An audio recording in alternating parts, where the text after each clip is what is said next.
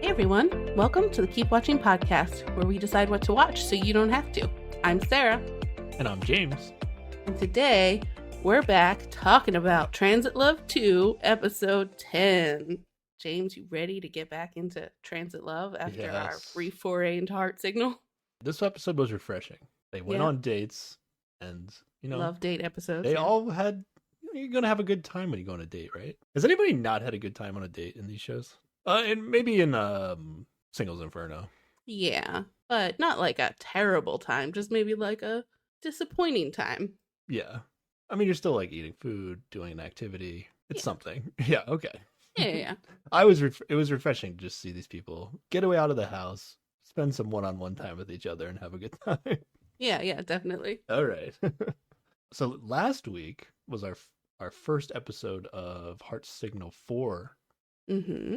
We covered episode 1 in our first episode, and that dropped last week. So a little behind the scenes for the listeners, though. In preparation for that first episode of Heart Signal, we weren't 100% sure when we were going to be able to watch it. So we watched Transit Love 2, episode 10, before... A couple days before. Yeah. which is a week from today.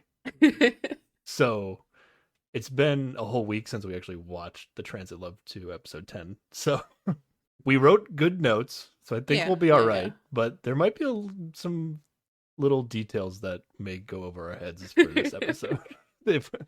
If we sound like we are way wrong about something, it could just be we don't remember what happened. Yeah, you usually try to watch it like the day before Yeah. we record. I think my notes are good though. Yeah, I think we'll be Because this episode of Transit Love was 2 hours and 12 minutes okay. It was one of the long ones. without commercials. Yep. So I have 13 pages of notes, which is like 50% more than I usually have. So Yeah, I think we're gonna do. I think just I took fine. good enough notes here. All right. Yeah. We'll be all right. Just wanted the listeners to know. Okay. And I have a few comments from the listeners, Sarah. Oh yeah. AH on YouTube tells us that they do confessionals in the same outfit the whole season. Their outfits in the confessionals are actually the outfits they wore the first time they came to the house. Oh, okay. So the only thing we see is like their hair changing, Mm-hmm. which is what you picked up on with Tae and his dyed hair. But then also like Jiyeon, like sometimes has her hair in a bun, or like sometimes it's down, right? Okay. Yeah. But this, if they wear the exact same outfits the entire season of the confessionals, that changes our perspective on like the timeline of the confessionals. Like they could actually be happening more than once a week. We were thinking it might be once a week, but Yeah, that does make it harder to figure out. yeah. Very sneaky. I think we kind of talked about this in the last episode, but if I'm remembering correctly, at one point we found out it was like a Wednesday on this show. Mm-hmm. And then the next day was the talking room day. Uh-huh. And then now in this episode, they're gonna like all go on dates for like all day dates. I don't Yeah. think that it's Friday. Mm. That's my Might have theory. skipped a day. Yeah. I think a day got skipped for confessionals. So I think we're Okay. kind of right, but they could be more than just once a week. Okay. And then can we revisit a moment previously on the show? Sure. Do you remember when Heedu picked out Wonbin's outfit? Outfit, yeah. And then Yeah. in the confessional, they're like, isn't that the outfit he picked out? Yeah. So if that's the outfit he wore on the very first day. Yeah. See, I think it wasn't like, I think Wonbin was laughing because it was like something he had already worn before. Like he chose it for the first day of the show, so it wasn't actually that amazingly now- helpful that Heedu picked the same thing. But he wasn't. No, Heedu now wasn't he there. has- Heedu wasn't there for wasn't that. there. And now he has a second person confirming that, he had good taste on the first day. So he can be extra confident in that outfit now. Yeah. But I think it was like the reason like Wonbin and the producers were like having a laugh about it is because like they know Wonbin is changing into this exact outfit for every confessional throughout the season. And it's funny that Heedu chose the confessional outfit Okay. Yeah. when he was recommending. And then a lot of the other comments from listeners were centered around the, or at least had something mentioning the talking room from the last episode. Overall, I think everybody thought it was at least funny. with the Yeah, squeaky yeah. voices and whatnot. But Yeah. I think like some people agreed and some people liked it and some people didn't like it. So it wasn't as I was very anti talking room / chat room in the last episode, if I remember correctly. Yeah. Okay. Uh-huh. Were you more against it or more for it? I think I was just reveling in the nonsense of the show at that Okay. point, just like production is being ridiculous and just torturing this poor woman, but she's Yeah. having a good time lying, so that part was fun. Yeah, let's get into it. Where did we leave off in episode 9, Sarah? What was Hayun going on? crying in the streets. Literally, that's the last thing Is that happened okay? in the Okay, that is the last thing that was episode. happening. But yeah, they did the talking room, and Sarah and I think the entire shenanigans of the talking room was pretty much centered around getting Hayun's ex, Guman, Mm-hmm. to go on dates so that she would have to answer questions and know that he was going on more dates. That's what we Yeah. think. So Yeah, pretty much. we were excited for Guman not to go on any dates, and then they allowed the women to switch their choice. And somehow 2 women switched to the exact person production probably wanted them to switch to. Yeah. And Heian had to deal with answering questions, which she decided to just lie as much as possible about the questions. Yes, she did. Which at that point I was all in on the gag of the show. I was just like, fine, let's do it. So, yeah. Heian has lied blatantly to Nayeon and Jisoo, correct? But they both caught on to the fact that she was lying, so wasn't not perhaps as effective as she had hoped. So yeah, last we saw Heian's crying in the streets. Yep. Which was a sad sight. Pretty bad to see. But okay. Are you ready to get into episode 10? Yeah. Less crying in the streets I'm hoping for. At least for most of the episode, I think we're going to have more positive stuff going on. Yeah. All right. It's still nighttime, though, at the start. It is. Yeah, I think it's still while all the women are off doing the talking room, and like he just cleaning the kitchen, and then he like smuggles a bag of jelly candy up to Nayeon's room and like tosses it at her bed awkwardly, and it's like, haha, on her pillow. Yeah. But then he makes her bed and like tidies up the trash around, and I'm just like, what are you doing, my dude? Like, what is this? Well, if you're gonna leave a present for somebody on their bed, doesn't it just look better if the bed's made also? It's just a weird thing to do. My favorite part about this whole scene or whatever is that he just like yoinked the jellies off of like this what looked to be like a communal cabinet area. Like it's not like he went to the store and bought these specifically for Nayeon. It was just like he saw them and was like thinking about Nayeon at the time. So he was like, I'm gonna take these. That's what it seemed like. Yeah. I don't know. Maybe he got it for her and I just didn't see it, but they didn't show it. I think so. But like, so was he, when Nayeon got back from her date with Guman, and she was like their very first date, and she had been drunk, and there was that story about her spilling jellies in the back seat of his car or whatever, and they were talking about that in front of people. Was he doing the house yet, or was he like the next day? I believe he was there. But like in theory, he should have been paying attention. No, he should have been paying attention and realized that if he gives her jellies, like she might just think that's Guman. Oh, okay. He's like unintentionally wingmanning Guman. I don't know. Maybe he's helping Guman out. I don't know, but he's all in on just getting Nayeon to really like some other guy. That does not seem to match his previous behavior, but sure, maybe. That's like our strategy of like, if there's like an inside joke between 2 people, you like when you text them as if you're as if you're them, and then see how it confuses everybody. The house is also very empty when Hee-do is walking around, as if maybe the guys are off doing confessionals while the girls are doing the talking room. That's what I was thinking. Or something, yeah. All right, now we cut to the host of the show, Sarah, and Bam Bam is back on the show. Oh, yeah. And they actually make a point of talking about it, so it's not just this is the first episode that we noticed him again. Yeah, we joked about how he probably got kicked off the show, too, at one point. But then a listener told us that he's going to come back. And then he came back, and now. Mm-hmm. And then I think they said he's gonna be on for the rest of the season. Like they're committed to Bam Bam now. He must have been, He doesn't been have any busy for a couple obligations. weeks there. Yeah. And they do mention that I believe 2 episodes of the show have aired on TV. Now, I think I figured out what's going on with this that I was confused about. Because in the Heart Signal episode we did last week, I was speculating that they would still be in the house because that's what it's felt like when we watch these shows. It's like they're still in the house when they're airing the episodes. But then they told us what the date was, and we were like, oh, they're out of the house. They must be out of the house now. Right. Mm-hmm. But the thing is, I forgot to factor in when the hosts are filming their segment of the show. So I think at some point in like the Heart Signal 4 season, the host will mention that like the episodes have started to air because they haven't filmed their part of the show yet. Yeah. But I think the show always airs after the participants are done filming. Yeah, I think that makes sense. Yeah.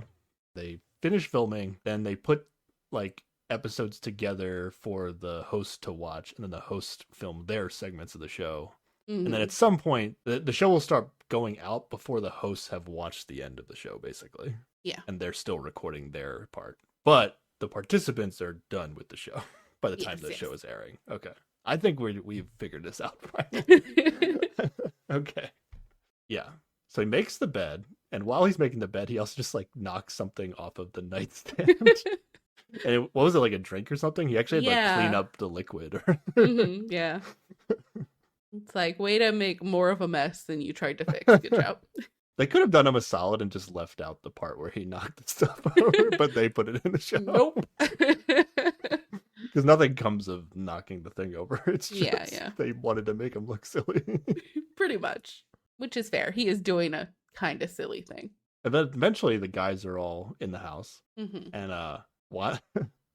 Wanbin comes down and he says he asks if he can use Hidu and Gyumin's bathroom. Is that what happened? Because Tae's sleeping and he doesn't want to wake him up by using his own bathroom. Like, Wanbin is just the most considerate human that ever existed, I swear. Oh, my reaction was, Tae still exists on this show. They mentioned him. He's sleeping in the last episode. He's sleeping a lot in this episode, too. I don't know if he was sleeping in the last episode, but he didn't exist in the last episode. And then this episode, he's going to be sleeping a lot. A lot. Yep. Until they tell him he can't sleep anymore. Yes. This is just like a silly scene, though. Like, somehow the bathroom door got locked with no one inside. Mm-hmm. And then the show decided to put it in and highlight like Hidu's like MacGyver skills. He like unlocks it with a spoon or something. Yeah, and everyone's very impressed. I was like, wait, a spoon? Because whatever he used, it just seemed like it was like something flat that you can like jam between the door to make the lock. Like usually people use like credit cards or like gift cards or something. But yeah. They did say spoon at one point. I don't think it was a spoon, but I don't know. Do you think that Hidu's MacGyver skills are going to be an important note for future in the season, later in the season? No, I just think that maybe we have two conflicting editors. One wants to make him look silly by leaving in when he spills things, and the other one wants to make him look cool by leaving in when he opens doors with spoons, you know? Okay. Neither of these, I mean, the putting the jellies on the pillow, that was important, but the rest of everything that happened was not necessary for this 2-hour and 12-minute episode of the show. Yeah, they really don't leave anything on the cutting room floor that they find interesting at all. Here we are talking about it, though, regardless. Because it was at least a little bit funny. It was, yeah. All right. But over the course of the night, the women are going to start funneling back into the house. And Jiyeon is the first to come back from the talking room. And the guys like immediately notice that she's got like puffy eyes and she's just like, nope, tired. And then goes straight to her room to cry. Yeah. I wrote down that she was like out of breath. Well, like in a way that I thought she was like just like walking back to the house is what I was thinking. And then I thought like, damn, she must be tired. That must have been a really long filming session that she had to do. But it's actually going to be a little bit more than that. Yeah, she is. In the same way that Haeun knows that 2 people picked Gyumin for a date, Jiyeon knows that nobody picked Tae for a date because she did not have to answer any questions. So she is sad for the forgotten boy. and that's why she's crying. I mean, Again. there's still a chance with Heian that Yuman's not going to go on a date, but for Jiyeon, Yeah. she knows for sure Tae's not going on a date. They both have the same reaction to opposite things. Like they are Yeah, on complete opposite ends of the spectrum here. yeah.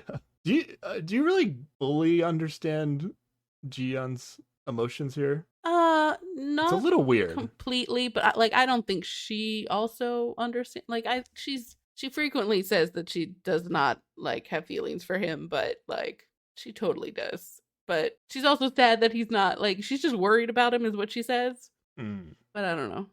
Do we recall who invited who on the show between Jiyeon and Tae? He invited her, I He thought. invited her. Okay.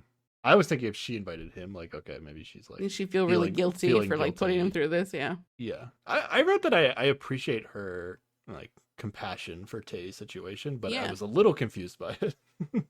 Yeah, it is like I don't know, it is much more intense than I would expect it to be. She tells us that Tae was a great guy when they dated, and he comforted her.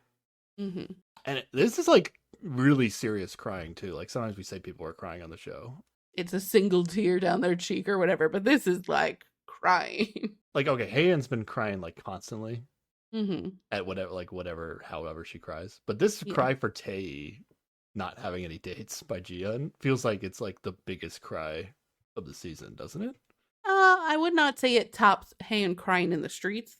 Oh, okay. In But- the streets, yeah.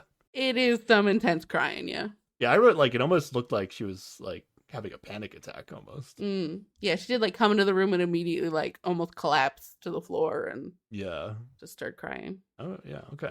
All right. Let's get to the bottom of how Jiyeon is feeling later. Nayeon comes back to the house. Yes, and she just says she is exhausted. Yeah. I think these women, I mean, I guess it's emotionally exhausting, but I also Yeah. I bet that it was like physically. Yeah, it probably took a long time and like it's probably real late. I bet they were doing like confessionals too. I think it was like a really long night of yeah. filming for everybody, honestly. Yeah. And then Haeyeon comes back to the house, and I was surprised Haeyeon wasn't coming back last. Did you notice that? Yeah. So they must Yeah. have. That's why I think like Jisoo must have been like doing her confessionals last or something. Mm-hmm. We don't really get a sense of how long between everybody coming back it is, but That's mean, true. who knows? And then I wrote, strangely, Haeyeon seems the least tired so far out of all the women. She seemed in good spirits, actually. Well, yeah. But she goes straight up the stairs. She does not want to like hang out with people. I mean, so like when all the women are getting back, like is it all four guys or is Tae still sleeping? Tae's still sleeping, yeah. Yeah, so it's the Kidu, Yumin, and Wonbin are like in the first floor living room, just like all seeing them all come back one by one. And Haeyeon was like putting up the biggest face, I thought. I thought she did pretty good. Like if I was the guys, I would not have thought that she had a terrible time at the the talking room. But she does go to her room and kind of cries, not like as intensely as it's like normal Jiyeon, Haeyeon crying. Yeah. But I guess we're just a little numb to the Haeyeon crying at this point. Yeah, that's true. But yeah, the boys are then talking about how everybody who comes back looks like they've been crying. So even though she had her brave face on, they still must have. That's true. They did pick up on something. Yeah. But she like at least conversed with them a little bit before going upstairs. Whereas all the other ones just like, I'm exhausted. I'm going to my room. Although Nayeon did come back down with the guys because she's there when Haeyeon comes in. So she did? Okay. Gotten over her exhaustion kind of quickly. Overall, like these three guys, I really appreciated their like sympathy for the situation. Yeah. They weren't like joking around or making light of anything when they got back. They were like, wow, that must have been really hard. Whatever they did. And then lastly, Jisoo gets back to the house. Yes. And Jisoo comes in the house and says she's hungry. She's in a good mood. She didn't have any bad times at the talking room. Yeah, she's ready to eat. She just rolled with it. She was fine. Yeah. Yeah, I wrote. I don't think Jisoo cried. Right? Not at all. Yeah, I don't think so. Probably. Well, I bet if we go back to all the confessionals so far in the season for Jisoo, maybe she cried, and maybe that was done tonight. Oh, that's true. But it wasn't a big cry, and like even in the talking room when somebody was like, "Oh, you must have been a good girlfriend," she's just like laughing at herself, like, "Nah, I sucked. It was Yeah, terrible." yeah. But she's still like cheerful, you know? She's not crying about it. Jisoo did not have a rough night like all the other women did. And good thing Jisoo's hungry because Gyumin bought some fancy chocolates to share with everyone. Yes, he brought it out because people are starting to gather in the kitchen, and Haeun's in the kitchen. And after a while, she approaches the chocolate. You know, she's kind of been hanging back because it was a human thing or whatever. Mhm. And like the moment she asks, "Oh, is it chocolate?" Like Human's like, "Oh, I better put it in the fridge." Like, let me, and he just like packs it up to put it in the fridge, that what even though it's happened? been hanging in his room all night. Like it shouldn't matter, and it is weird. And this is like the first time that I'll actually be like, okay, he did a weird dickish thing just because. Oh, really? I didn't even write that down. Oh, really? I didn't even was notice like, that one. I was just it's like she came to investigate and he snatched it away. Like, these are not for you. oh, okay. But I guess I interpreted that as like he was showing everybody the chocolates, and then it was like, now I'm gonna put them in the fridge for whenever, and then people can get them whenever they want. Because I don't think anybody ate any. yeah, they just spent a lot of time like going, "Ooh, they look They're so like fancy." really fancy. They're like Yeah. they're like egg shapes, but they're like painted. Yeah. And I guess they're chocolate underneath the paint, but they're not even, they don't even look like chocolate colored. They're Mhm. they're like fancy colors. What I wrote about all this was that I immediately remembered that Jisoo mentioned liking chocolate when she went on a date with Gyumin. Yes. And at this moment in time, not this moment in time, when Gyumin bought, at the time that Gyumin bought these chocolates, he thought he was going on no dates, right? Ooh, that's an important thing to note. Okay, yeah. And when Jisoo didn't pick him to be on a date, he had his like confessional for that episode was like, I wasn't surprised Nayeon didn't pick me because he like acknowledged that Nayeon had also dated Tae. Like, she's got options. Yeah, she has got options, but he thought that Jisoo like was his solid backup plan. Yeah, basically. And now he's like, fuck, I have to put effort into my backup plan. I didn't catch that. Good job. Yeah. Basically, yeah. Okay. That's how I felt. I felt like, okay, like he felt bad that Jisoo didn't pick him. So he like specifically went out of the way to do something nice for Jisoo to like get her back. Yeah. It's what I felt. Now we're not going to find out if that's true until later, but we'll true. find out. Okay. All right. Next thing I have is Jiyeon is still crying, but now she was brave enough to move out of her room, and now she's on the second floor living room. And then Tae appears, and I got excited because he's on the show. In the episode. But yeah, so he sees her crying, and he's just like, "Why are you crying?" And she's like, "I'm not going to tell you." But they do kind of get like silly and cute at each other while he's like trying to figure out what's wrong with her. And she's just like, "Nothing, it's fine. I can't tell you that I'm really sad about you not having any dates and sucking at the show." My thought was, is Tae like such an expert at being sad that he knows when other people are sad? Because I feel like he gets drawn it right. to the sadness. He gets it right a lot, or at least they've shown him multiple times. Like he'll walk into a room with a girl by themselves and be like, "Oh, were you crying?" And then he's just like, "Don't hold back, just let it out." Right? Didn't he do that to Haeun? I think that happens a little bit later, maybe. Yeah. Was that in this episode? Yeah, that's in this episode. That just shows he's got great emotional intelligence. You know, he's not completely oblivious. That's a great quality. He's at least good at recognizing it. I don't know if his like, you know, handling of it is very good. To get people to feel better. Because doesn't he just kind of walk away from Jiyeon at some point? I think like they get to the point where she's kind of laughing with him, so like he manages to like cheer her up. Oh, okay. And then I don't know, he goes to do Tae things somewhere or something.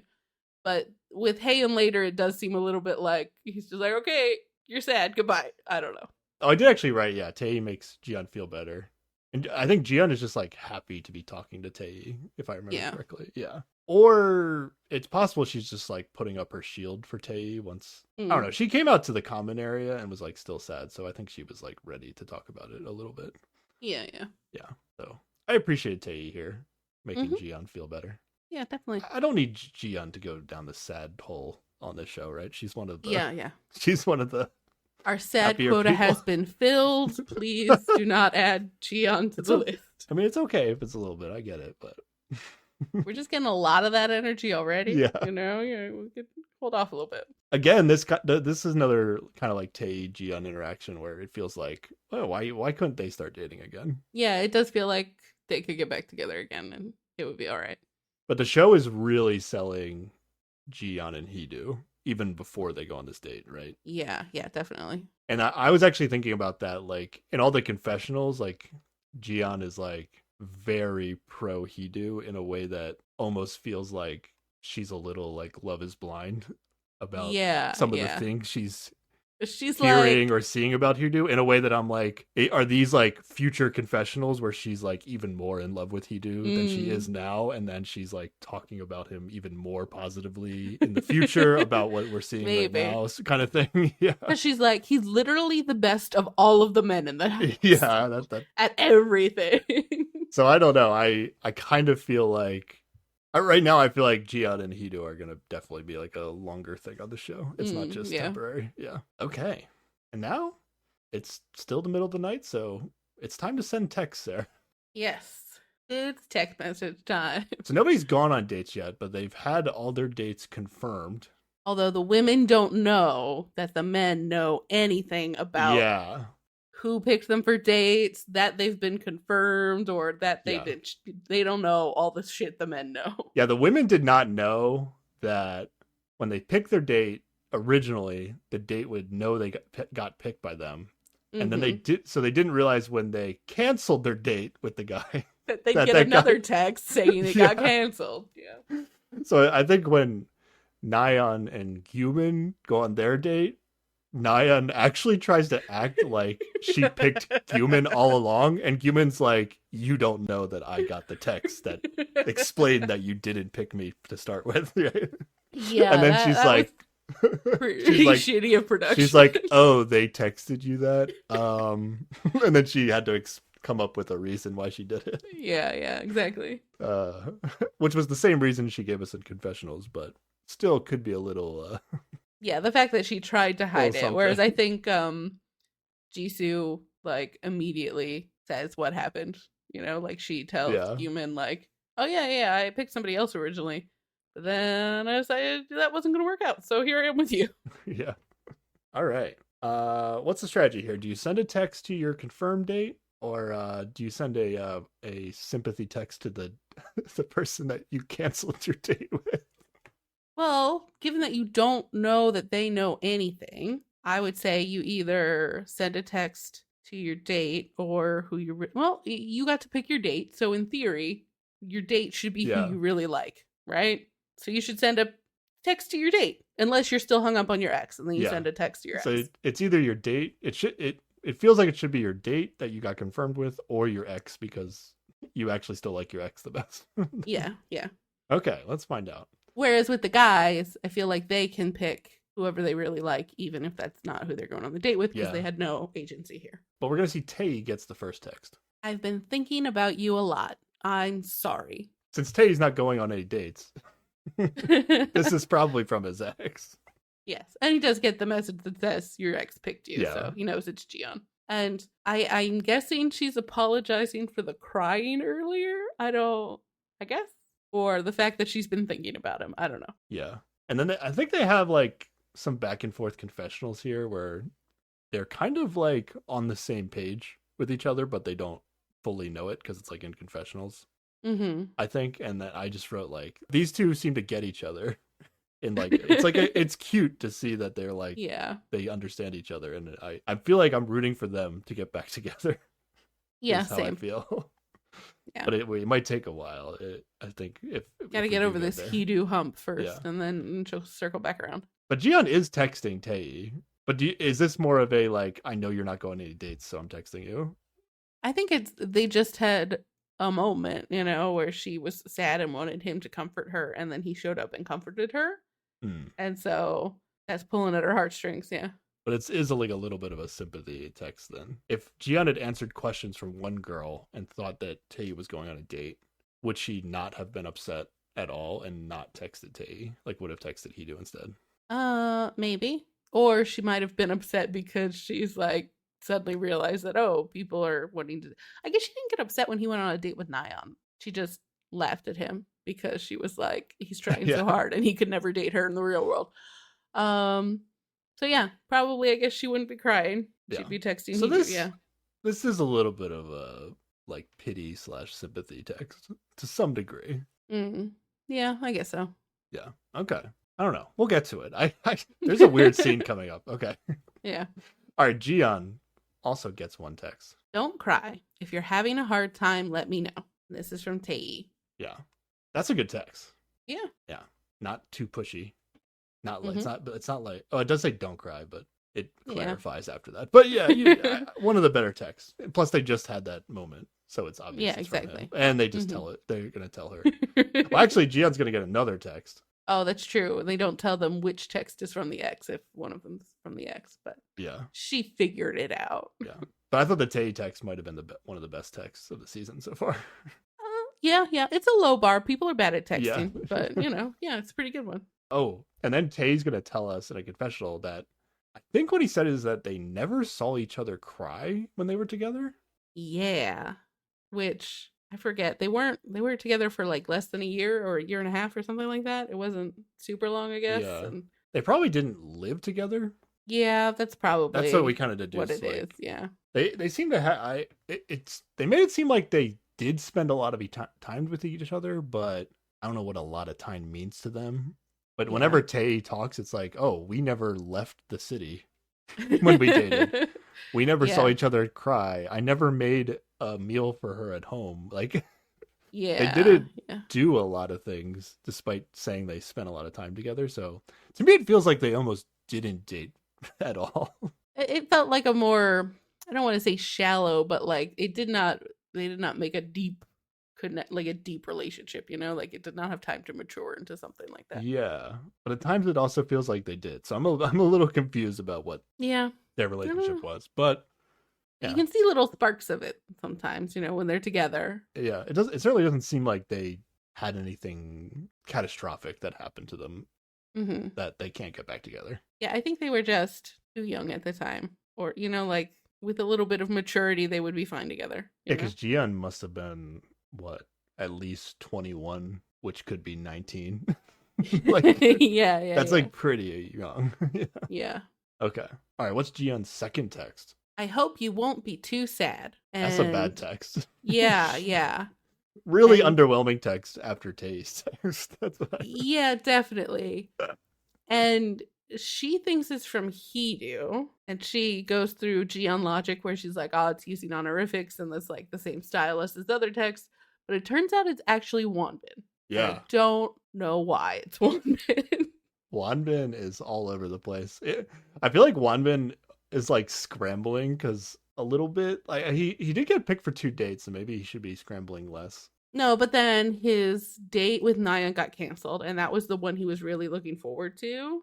Oh, that's true. I think he might just be like, I don't know, like the thing with Nayeon's not gonna happen. And so now I'm just gonna be here and be the comfort person, like he had texted Haeyeon the other day just to be like, hey, what's up? Hope you're all right. Like just being the nice guy, not necessarily, I don't know. I feel like he's given up on the dating part, like he's given up on the actually finding someone part. And he's just like, I'm going to be nice to people. Choosing Jiyeon might actually make sense because I don't know.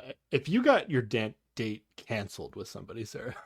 Yeah. I don't think I'd be texting that person. Yeah. Accurate. And then he's like already going on a date with Haeyeon, but even that, like, it wasn't his choice, so he might not even be super excited about it.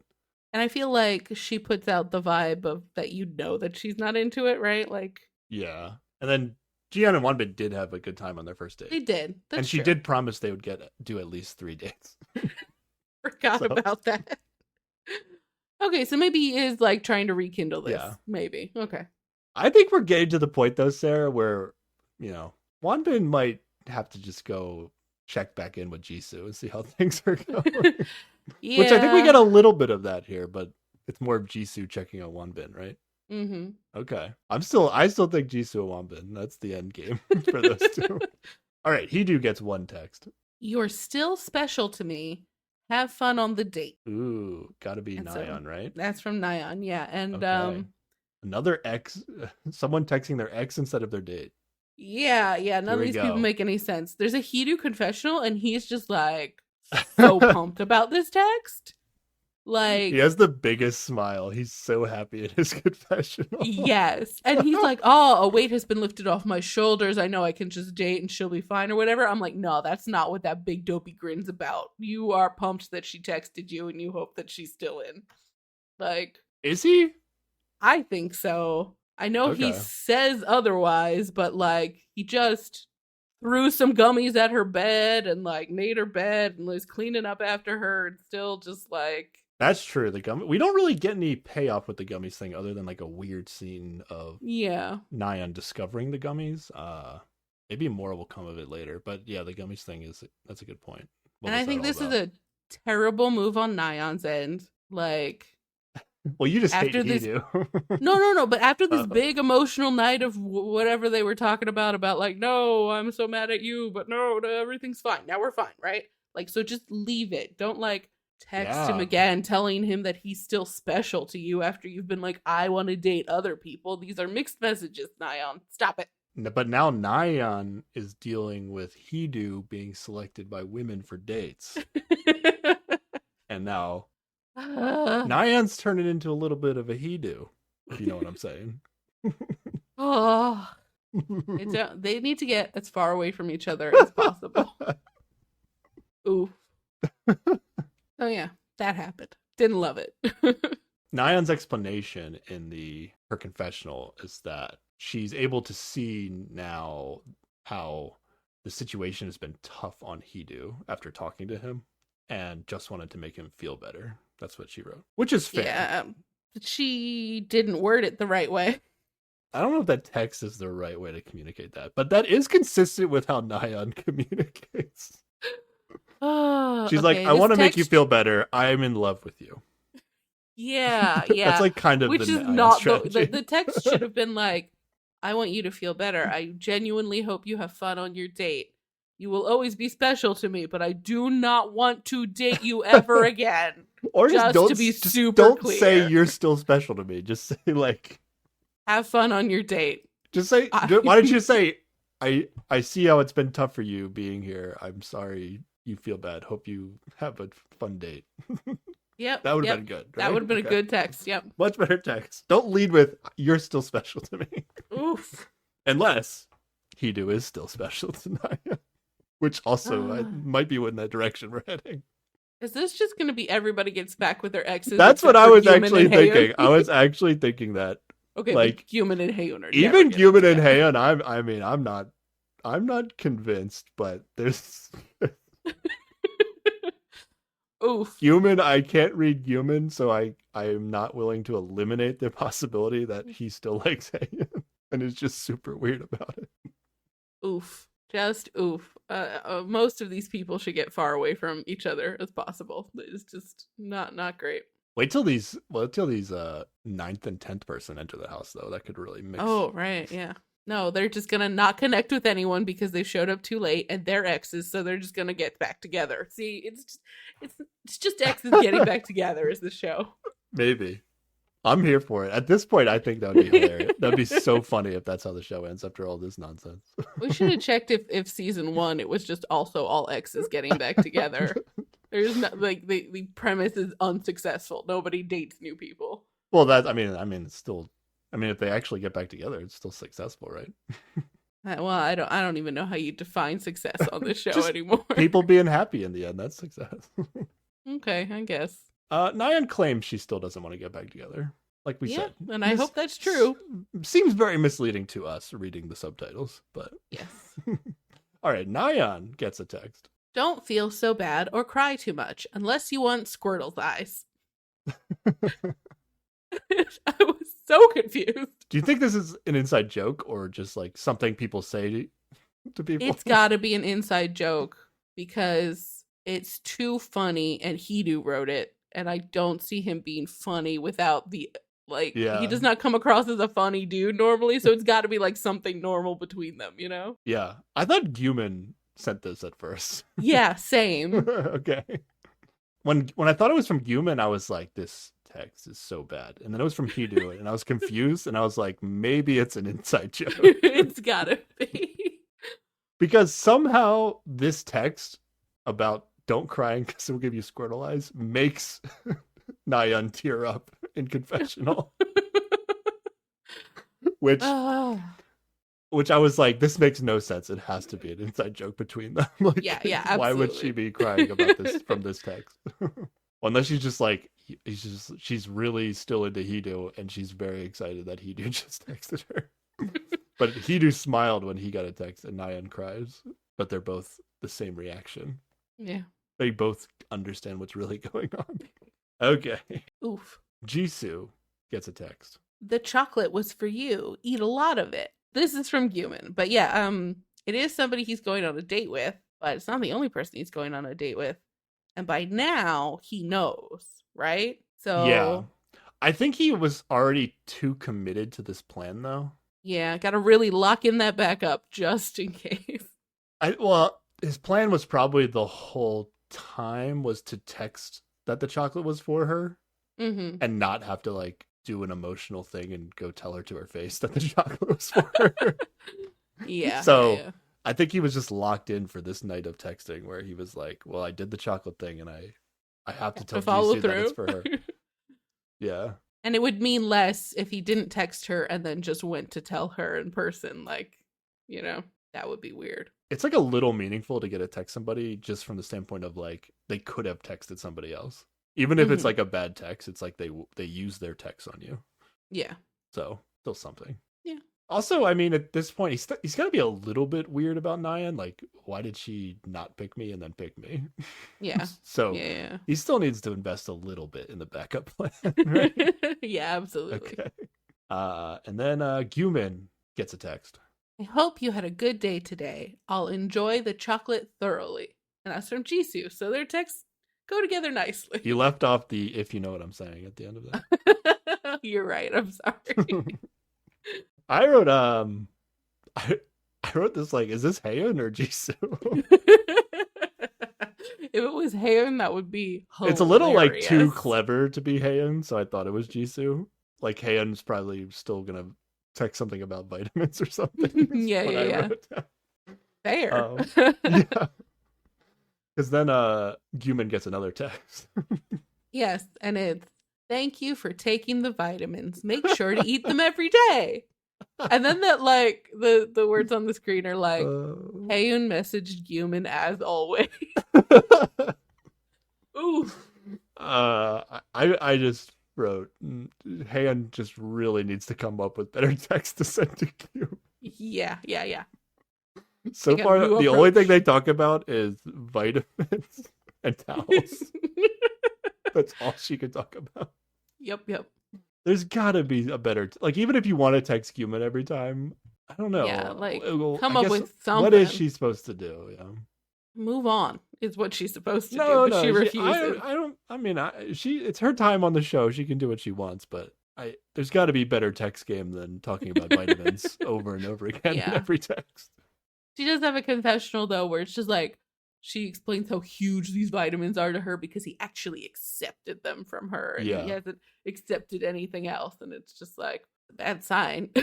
We do get like Haeun's confessional and then they show like a montage of like her seeing the vitamins out on the table, meaning Guman must have actually took them, and then Haeun is like having a moment where she's like, yes, it's going so well, this plan. Like she has a little like moment to herself. He's gonna be so healthy and it's because of me. Yes. So once I saw that, I was like, okay, I kind of see why she went back to the vitamin well in the text game, because at least something happened, at least to her, something happened where she went back. It wasn't just like she couldn't come up with anything. It was just like, this is actually what happened. The most interesting thing that happened to her in the last 24 hours is that she saw that Guman took the vitamins. That's so sad. And then Wanbin gets no text. Sad face. Yes. And Haeun gets no text. Yeah. But Wanbin and Haeun are about to go on a date, so at least they're going on a date. Oh, I have a great note here that Guman says Haeun should ice her ankle, so he's not completely an uncaring monster. So there you go. she's talking about her ankle again, and he's like, you should put some ice on it. He cares a little bit. I'm not totally following the medical story of Haeun's ankle, but Yeah. like at some point it sounded like might have gotten infected or something. But then, I mean, she's gonna spend a whole day with Wonbin and doing parasailing and stuff that I don't think I'd be go parasailing if my ankle was really messed up, because you gotta land that thing somehow. That's true. So I don't know how severe this thing is with Haeun's ankle. Yeah. But all right, we're done with the text. Nayeon's gonna go back to her room for the first time, I guess. And she finds that jelly and a made bed, and it's weird. And Haeun's with her, and Nayeon says out loud, "Who is responsible for this crime?"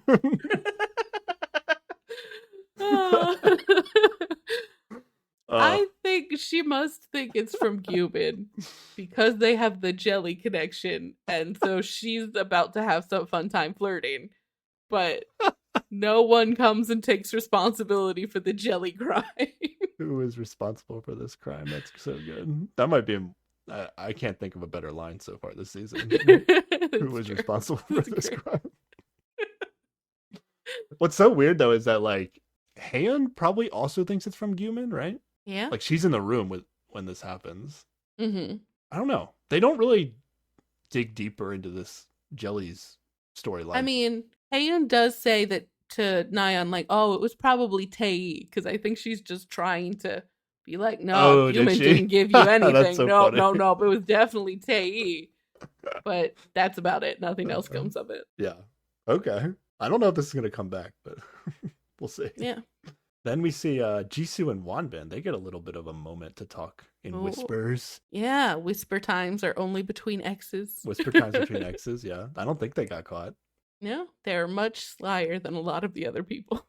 Basically, it just seems like Jisoo wants to check in on Wonbin, see if he's doing okay. And he's like, yeah, I'm fine. This scene's a little bit funny from if you're thinking about the talking room perspective, because it's like Jisoo is kind of probably motivated to check in on him because she knows Wonbin, or she knows Wonbin originally got selected for 2 dates. Yeah, she doesn't know that one canceled. That's probably making her feel like some kind of way, right? Yeah.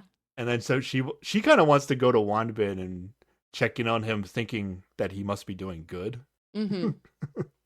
But she does ask if this is hard for him, like she expects it to be difficult, or I don't know. And then Jisoo's gonna be more like kind of like a friend here, and just be like, ask Wonbin if there's any girls he likes, and then Wonbin just says, "I don't know." And I wrote, that is a fair response from Wonbin's That is very fair. Yeah. But then she's like, well, I know some people are maybe interested in you. So like she's kind of like teasing him about like because again, she doesn't know that he got texted that he has a date. It's funny, yeah. So she's like, ooh, some people like you, and he's probably like, the girl I liked canceled my date. Okay. Yeah. Because of Jisoo.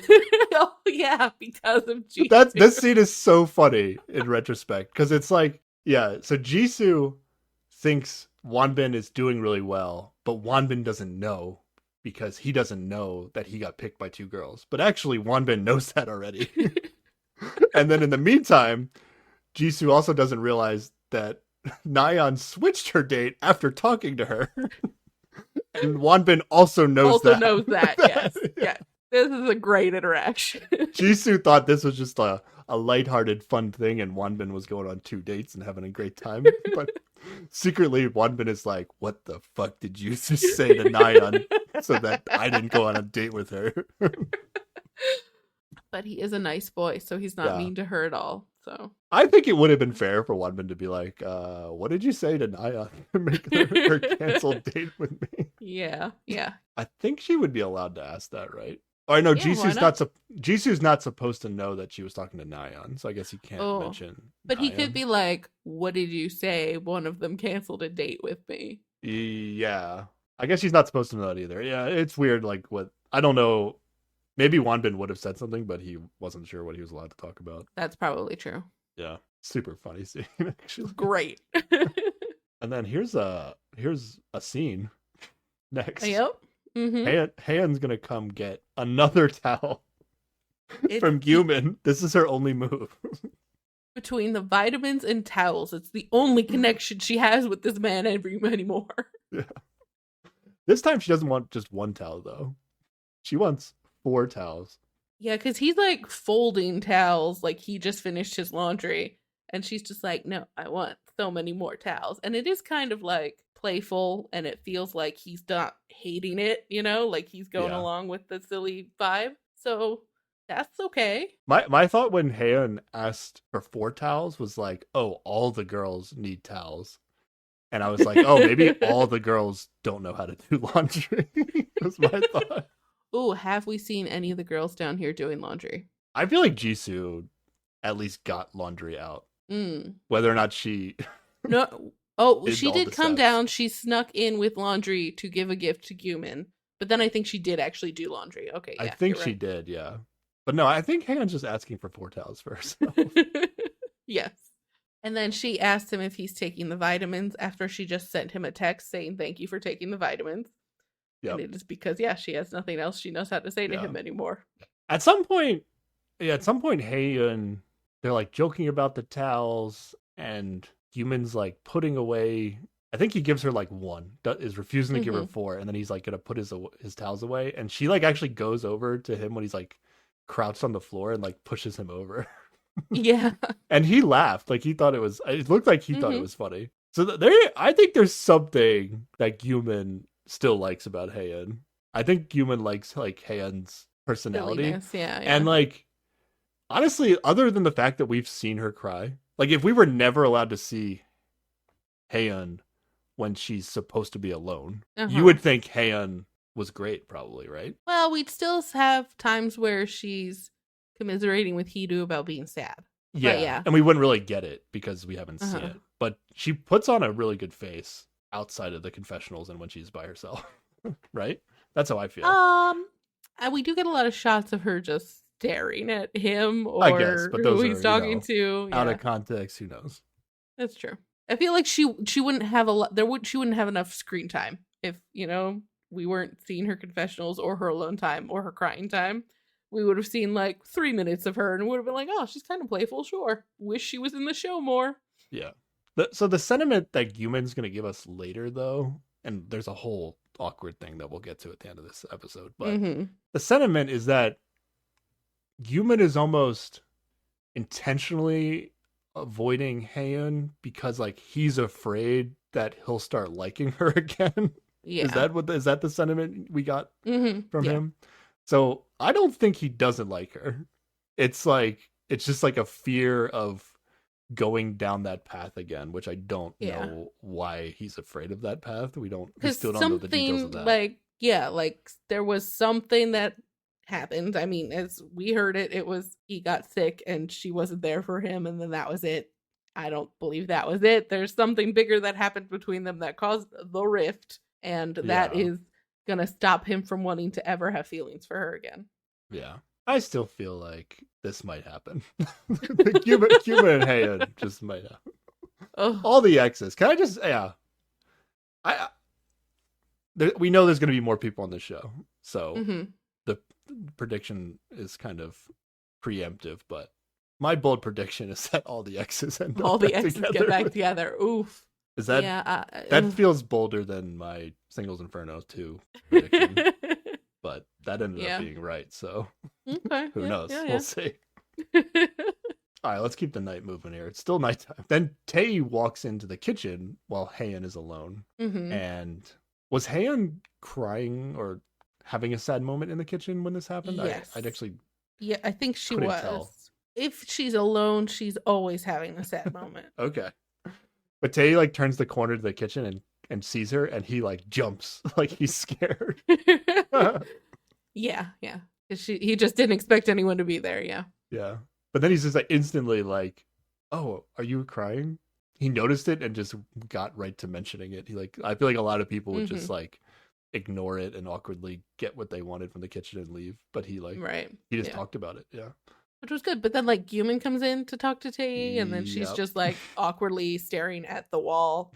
Yep. Being sad. And Tae notices that too. Yep. He's like, why are you looking over there? And he does like try to comfort her, but I feel like she's just like unwilling to be comforted either by him or anyone right now. Tay's just like, yeah, being sad, I get it. You just gotta don't hold back those tears. Just let it out. Yeah. I like Tay here. Yeah, definitely. I wish other people liked Tay. Do you think being a smoker is hurting Tay? It's not hurting Human. I still can't tell. Is Human like smoking or is he vaping? He's vaping, which I guess is different, but is it really? There's something about smoking in terms of like the smell that comes with it, though, right? I guess. Yeah. Like I could never date a smoker.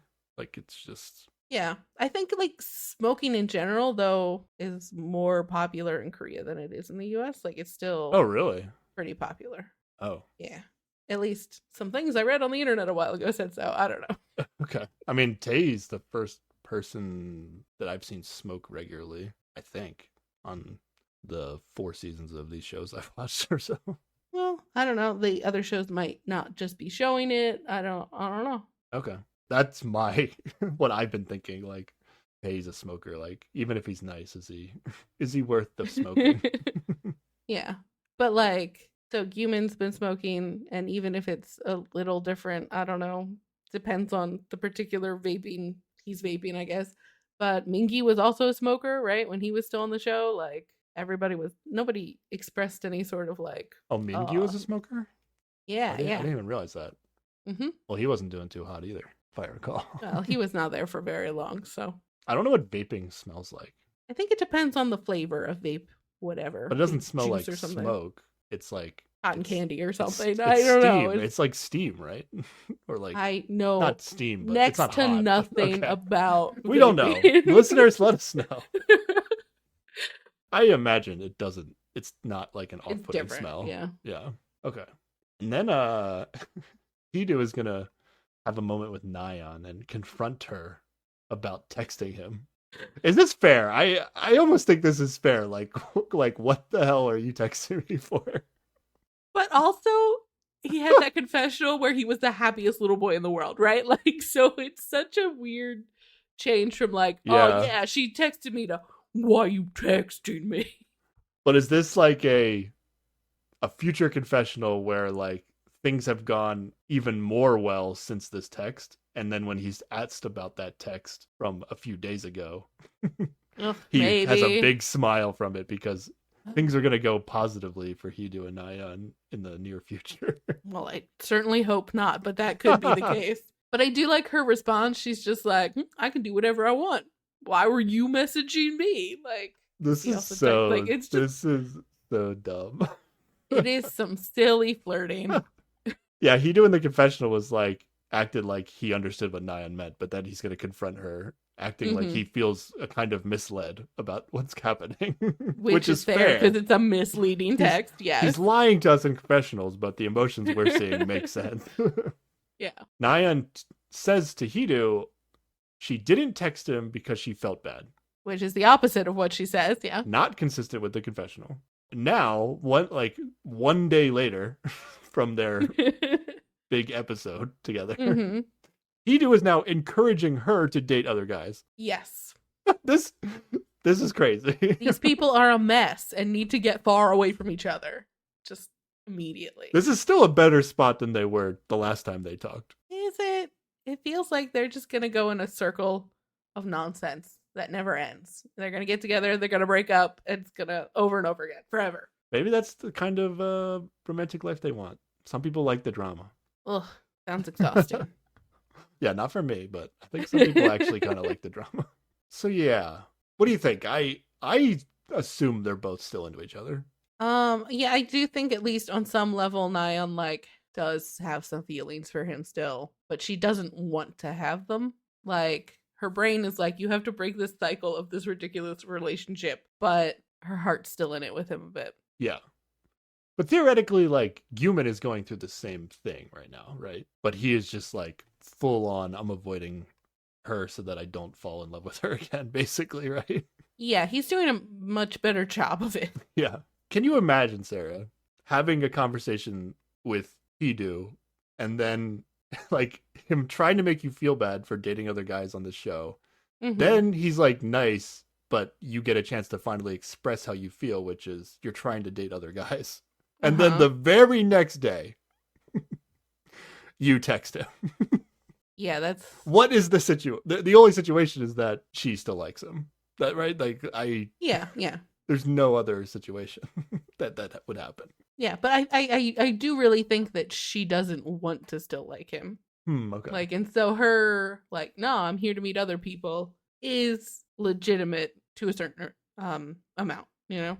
Okay. At some point later, there's going to be this conversation that between Guman and Nyan that happens at the end of the next day. And there's something that's said at some point, which actually made me like, oh, like Guman and like kind of how like Hidu and Heian are kind of in the same boat when it comes to their emotions.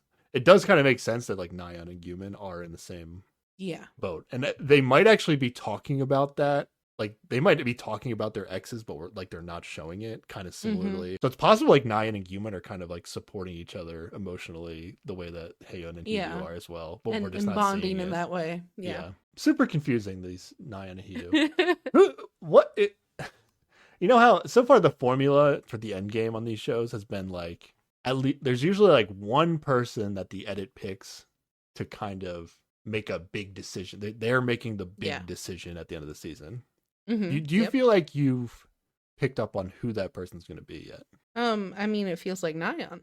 Yeah, that's kind of what I was thinking too. It feels to me like they're gonna sell us on Guman the whole season, and then she's gonna pick Hidu in the end. What do you think? Don't love that, but I could see it happening. Yeah. Okay, we'll see. Hey, but maybe she'll pick Tae. You don't know. Maybe she'll pick Tae. Nope. He's that third guy on the beach who never stood a chance, but didn't know who else to pick. Jiyeon's gonna pick Tae. They're all gonna pick each other. All the exes are gonna pick each other. It's fine. Okay.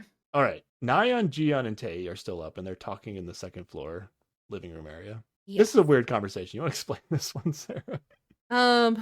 It is Tae sitting and listening to Jiyeon tell Nyan how she pities him, basically, and she's crying not because of like him, but like how she feels bad about him, and it's just her being too kind, and that's why she's crying. It is so awkward and tense, and I don't like it at all. It's super weird. Okay, so she doesn't directly tell Nyan like, "Oh, I pity him." Like it was kind of an interpretation for the audience, and the host kind of steered us in that direction. So yeah, Jiyeon is upset. She's talking to Nyan about it. Nyan asks Jiyeon if it's because of her ex or someone else. Jiyeon says in front of Tae that it's because of her ex. Yes. Now this is weird, right? Because we're supposed to feel like Jiyeon has made it obvious to the whole house that Tae is her ex. Yeah. But at no point in this conversation does it feel like Nyan thinks it's weird that they're having this conversation in front of Tae. Yeah. She never like looks at him or like anything. Like, yeah. I think the house might think they know who Jiyeon's ex is, but they're actually wrong. Yeah. But we don't know who the one they think it is. Exactly. And since this is coming off of the talking room, Nyan thinks that Jiyeon had a hard time talking about her ex, like answering questions about her ex. Right. But actually, at no point did Jiyeon actually have to talk about Tae because Tae had no dates. So this is another thing. Like Nyan is really out of the loop on what they're talking about here, even though. So it's essentially like a conversation between Jiyeon and Tae. And Nyan's just like the voice box that they're talking into. But then like it gets like a step weirder where she starts saying some stuff like she wanted him to be happy, but now she thinks like, oh, nobody else will love him the way I do. He's not going to be happy without me. She's like taking nagging to a whole nother level, like just in front of him, talking shit about him to Nyan it's so weird. My take on it was that I felt like Jiyeon felt that she was saying something that expressed like her positive feelings about Tae, and it wasn't like an attempt to pity. Like she wasn't trying to express pity, but it came off that way. Yeah. Because the other thing she said is she says she met her ex when she was going through the hardest time in her life, and that Tae was, she doesn't say Tae, but Tae was the one who helped me keep going. So Tae was a pretty important person to her. Yeah, but she only says that part. Like, there's a brief moment where Tae leaves and comes back, and she says that shit while he's gone. Oh, she does actually say that while he's gone. You're right. Oh, yeah. And then when he comes back, she's like, says she's comparing all the guys to him, and that she's now rethinking her type. Like, maybe he's not her type anymore or anything. And then she says this stuff about how he just, nobody's gonna love him except for me. It's weird. The line she says is, "I'm the only one who can give you the love you deserve," talking about her ex. Yeah. In front of her ex. Yes. To the girl he went on a date with also is just an extra, like, who he picked for a date. Oh, yeah. Yeah. I don't know. They were really trying to sell, like, oh, wow, this is such a pity comment, but I didn't feel like Jiyeon was saying it like that. At least that's how I interpreted it. I don't even know that I see it as a pity comment, but it does seem like mean as hell. Like, it must mean something different to her than I've interpreted it as, because it doesn't really line up with the way she's behaved at all up to, like, like she does in every other scene of this show seem like she really does still care about him. But this comes off as very mean to me. Yeah, I mean, you can hear it as Tae is so unlovable that I'm the only one that can love him. Is that like kind of how you're reading it? Yeah, sort of. And just like not only that, but like he does not have hope for like having a fulfilling relationship if it's not with me, or like, oh, I don't know. It's weird. But I see it as, from Jiyeon's perspective, is like she can't believe that nobody wants to date Tae. And like I feel like she's like reminiscing about the time she dated and how much she liked him, and it's like painful to her for Tae to even have to try to be like dating these people that aren't liking him as much as she did, or something like something like that is kind of like the mindset I thought Jiyeon was coming from. Yeah, she did a poor job of expressing that, but I can see where that could be more where she's coming from. It just doesn't make sense to me why, even like maybe Gyumin would say this. and I wouldn't be shocked, but this doesn't seem like something Jiyeon would say. Yeah. Especially when she's crying, like she's crying about Tae, and it is kind of coming from pity a little bit, but I don't think you would try to make that person feel bad if you were actively feeling bad sympathy for them or whatever. So that's why I just don't think that was the intention of it. Yeah, but it does ultimately seem like it makes him feel bad. Like, yeah. Or at least he's confused, which is fair. It's fair to be confused. I don't think he was so like, wow, she really thinks I'm unlovable or anything like that. But I don't know, his face while he's staring at her while they're talking about this. Well, he can't. He can't make huge true. reactions, But he does seem a bit like, okay, can't believe she's saying this shit about me. Okay, I don't know. Yeah. Then Nayeon and Jiyeon eventually leave, and it's just Tae by himself, sitting Yep. at the table, just by himself on the floor. And then Haeyeon and Heeju walk in and see Tae sitting alone and thinking. And Haeyeon kind of like returns the favor of like noticing that he must be having a hard time. Yeah. And then tells her something along the same lines that Tae told her, right? tells him like hang in there or something. Yeah. Tae also does what Haeyeon does though, and just says he's okay. So yeah, of course. They both do not take their own advice in the situation. Yeah. Heeju and Haeyeon are going to talk in the kitchen though, and they're still broing down, right? She's like, "What are you doing tomorrow?" He's like, "I'm going on a date," and he's like, "Is it the girl you wanted?" And he's like, "I'm hopeful for us," and then they high five. Yeah. He just says he got picked by the girl he was hoping to date. So yeah, that's not a confessional. He says it to Haeyeon, so that seems legit. Although it could still be from their perspective of he couldn't date his ex. But I think in this moment, like Heeju was prepared to move on past Nayeon and did want to date Jiyeon. Yeah. And then now it's gotten confusing again, but he did get selected by the person he wanted to select him. Yeah. All right. I think we're done with this night. Yep. Are we? All right. Then we get our quote unquote intro music. This is gonna be a long podcast, Sarah. Yeah, My we need God. to move faster. Hey, it is what it is. But this episode is called Secret Dates, and that might be the first super appropriate title. Yeah, I understood Because that one. Secret That makes Dates. perfect Yeah. sense. All right. It's date day. Let's reset. What's gonna happen today? We got a Heian and Wanbin date. Mm-hmm. We got a Jisoo and Gyumin date. We also have a Nyan. Date. Nayeon and Gyumin date. And we got a Jiyeon and Hidu date. And Tae has no date. No dates. Sad face. Okay. All right. The 3 guys with dates all leave around the same time, 10 a.m. ish. Mm-hmm. All right. I believe Tae is at the house and just is not leaving. Yep. All the women are already gone. Correct? Maybe? Maybe. I don't know. Hard to say. Yeah. Feels like they should be gone. Maybe. But next we see Haeun is meeting up with Wanbin at his car. Yeah. Han is like walking to Wanbin's car, right?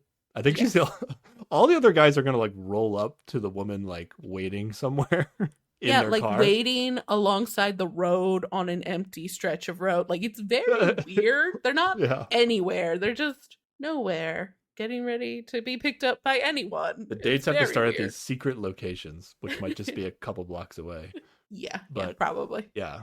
Heian has to walk all the way to meet Wanbin at the car.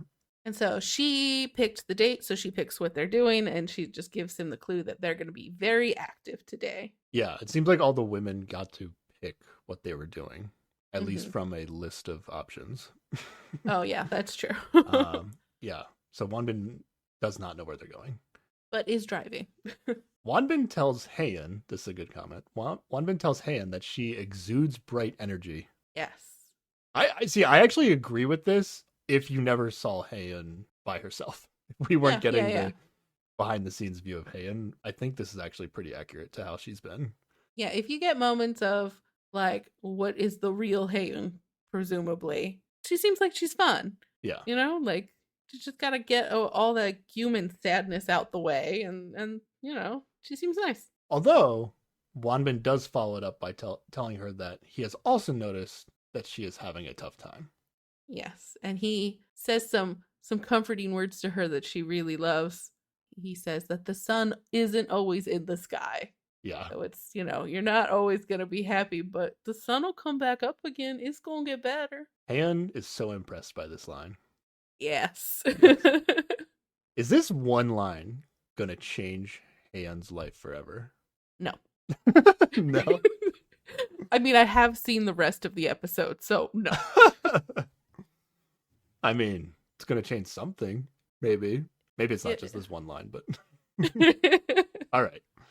They arrive and they are gonna go paragliding. And they are both super pumped about it. This is apparently something Wanbin has had on his bucket list, and he's just like, oh, fuck yeah, let's go. This was also done in Heart Signal too, so Oh, okay. this is why I think it. No, they might have a list of A locations list of that are dates, yeah. approved for TV dates. Have you ever done paragliding? I've done it on water when you're like pulled by a boat. Oh, because these people just run off a fucking cliff and it's ridiculous. This is like you actually need to control yourself. Or, well, you're not doing it yourself. You got like a person. Yeah, but still, it's just run off cliff, survive, and up. No, could It's- never do this. It's not a cliff, but it's a steep hill. It might as well be. It's ridiculous. You wouldn't perish to your death if like somehow the backpack slipped off while you were taking like While you're running, I guess maybe. it's not the Grand but- Canyon, you know. It's like But still, it's not you're jeez. stepping you're not taking one step forward and it's like this parachute better work or I'm done for. It's like the parachute working is like what's taking you off the ground. Yeah. Yeah. But okay. still. Oof. Ridiculous. Could not do it. Too scary. Okay. Overall though, they're both like fun and flirty while they're Mhm. like they're getting ready, they're getting their suits on. Yeah. They're both very pumped about paragliding. Yes. They seem to be talking to each other when they're in the air, but I'm like, there's no way you could hear each other. I don't know if they have like They might headsets have on. headsets, yeah. It was the same thing in Heart Signal where like one of them yelled something that was like kind of, more intimate than usual, but it was like, did they hear them? I don't know. Yeah. Heian is a flight attendant. Right. And then Wanbin loves nature, and this is like over a foresty park. That's so true. It's like the perfect date Combination. Yeah. Although I do feel like it's not something you go together, but you don't get to spend the time in the air together, like that. I guess if you have the headset and you can talk to each other, that kind of compensates for that. Yeah.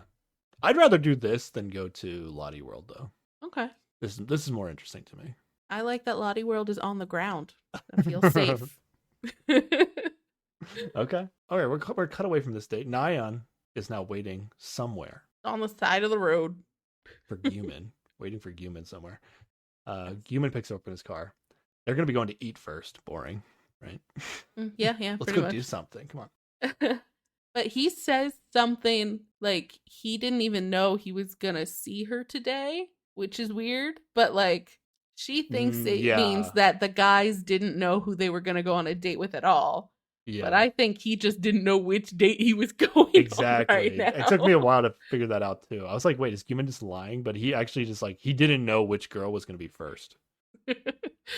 But Nayeon does pick up on it somehow, where I think Nayeon knows that their date is ending in like the afternoon. Mm. Or she somehow feels like the date is shorter than it should be. Yeah.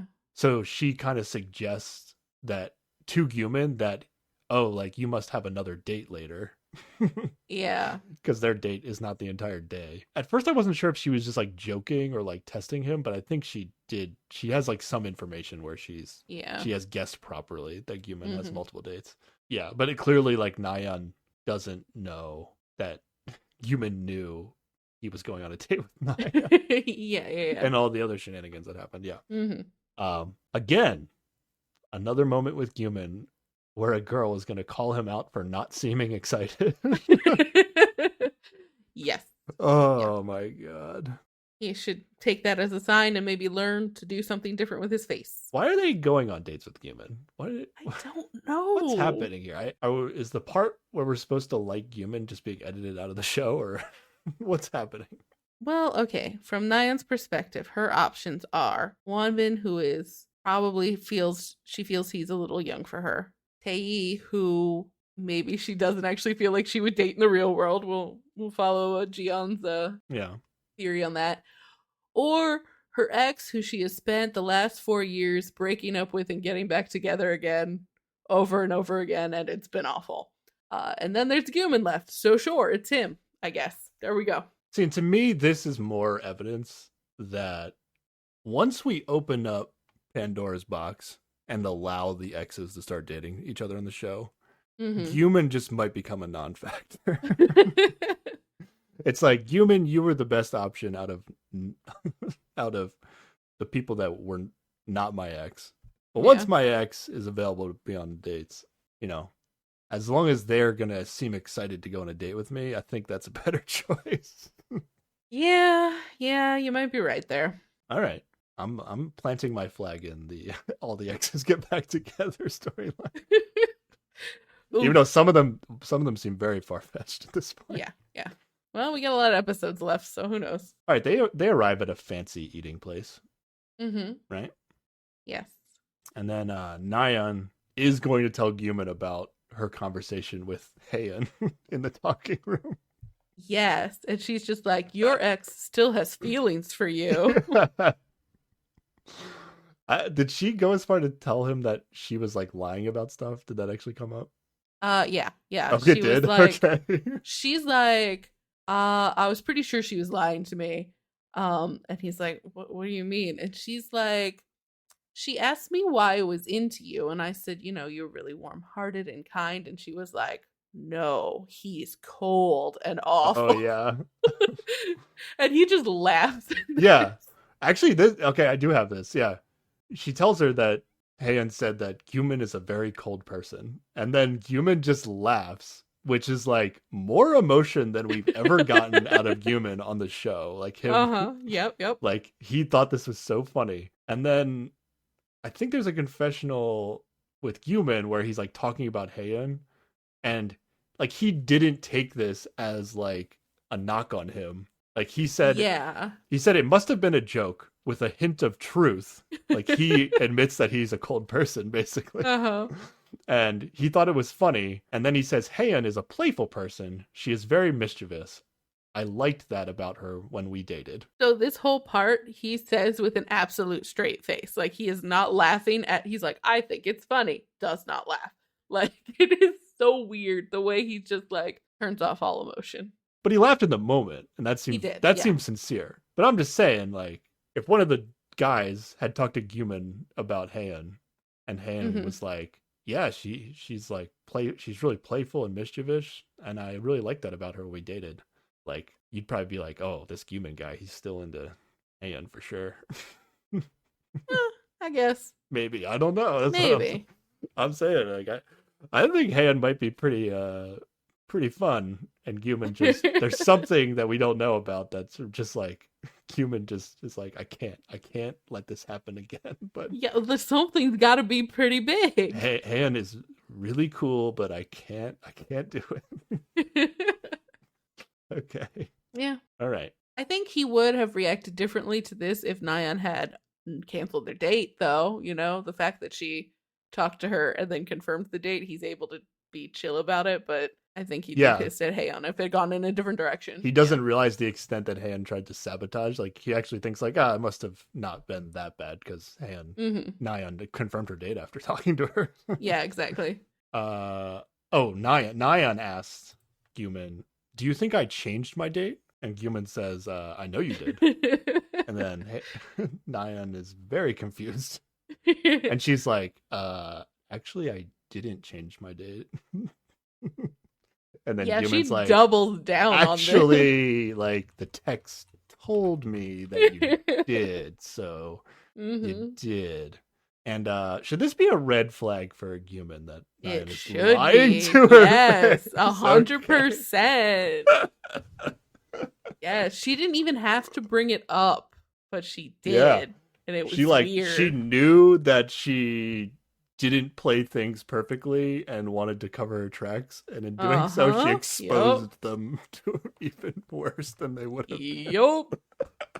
And what was that he said earlier about the most important thing? His ideal type is somebody he can trust. Yeah, you can't trust this Nyan girl. Yeah, if Guman is consistent, this will be a red flag. No one on this show is consistent. And then she turns on that Nyan charm and is just like, but aren't you happy that I'm here now? And then they like play fight about not sending each other texts yesterday, and she is relentlessly cute. She has that going for her. So, and then, well, the big line she says to Guman at some point is, I don't dwell on other people's messages, but I dwell on yours. So like, she doesn't really care. She's telling Guman she doesn't care if other people text her, but she cares if Guman doesn't text her, right? This makes Guman smile. Is this an accurate statement? Are we? No. I guess she hasn't. Yes. Who has she gotten texts from? She's had negative internal emotions that she's talked about when seeing Hidu on dates, but I don't know if she's ever had a negative reaction to not getting a text from Hidu. That's true. It's very much a out of sight, out of mind thing with Hidu for her. Yeah. This is coming on a little strong again from Nyan, right? I mean, this is standard level for Nyan. Yeah, I guess at this which point is always strong. But it's another like kind of strong statement. To say, I don't care about anybody but you, essentially, is what she said. Yeah. Then Nyan says she used to get jealous of her boyfriend spending time with other women. Yeah. Seems like a lack of trust.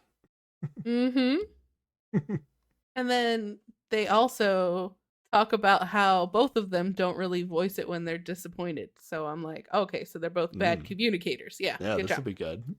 Great relationship we're starting here. Yeah. Anything else you want to talk about this from their conversation? At some point, she says, I'm moved by jelly. Oh, so I did not write that down. Oh, yeah. So this must be her thinking that he left the jelly on her bed and is trying to figure that shit out, but he doesn't respond to it, and it doesn't come up again. She was trying to solve who committed the crime, but... Yeah.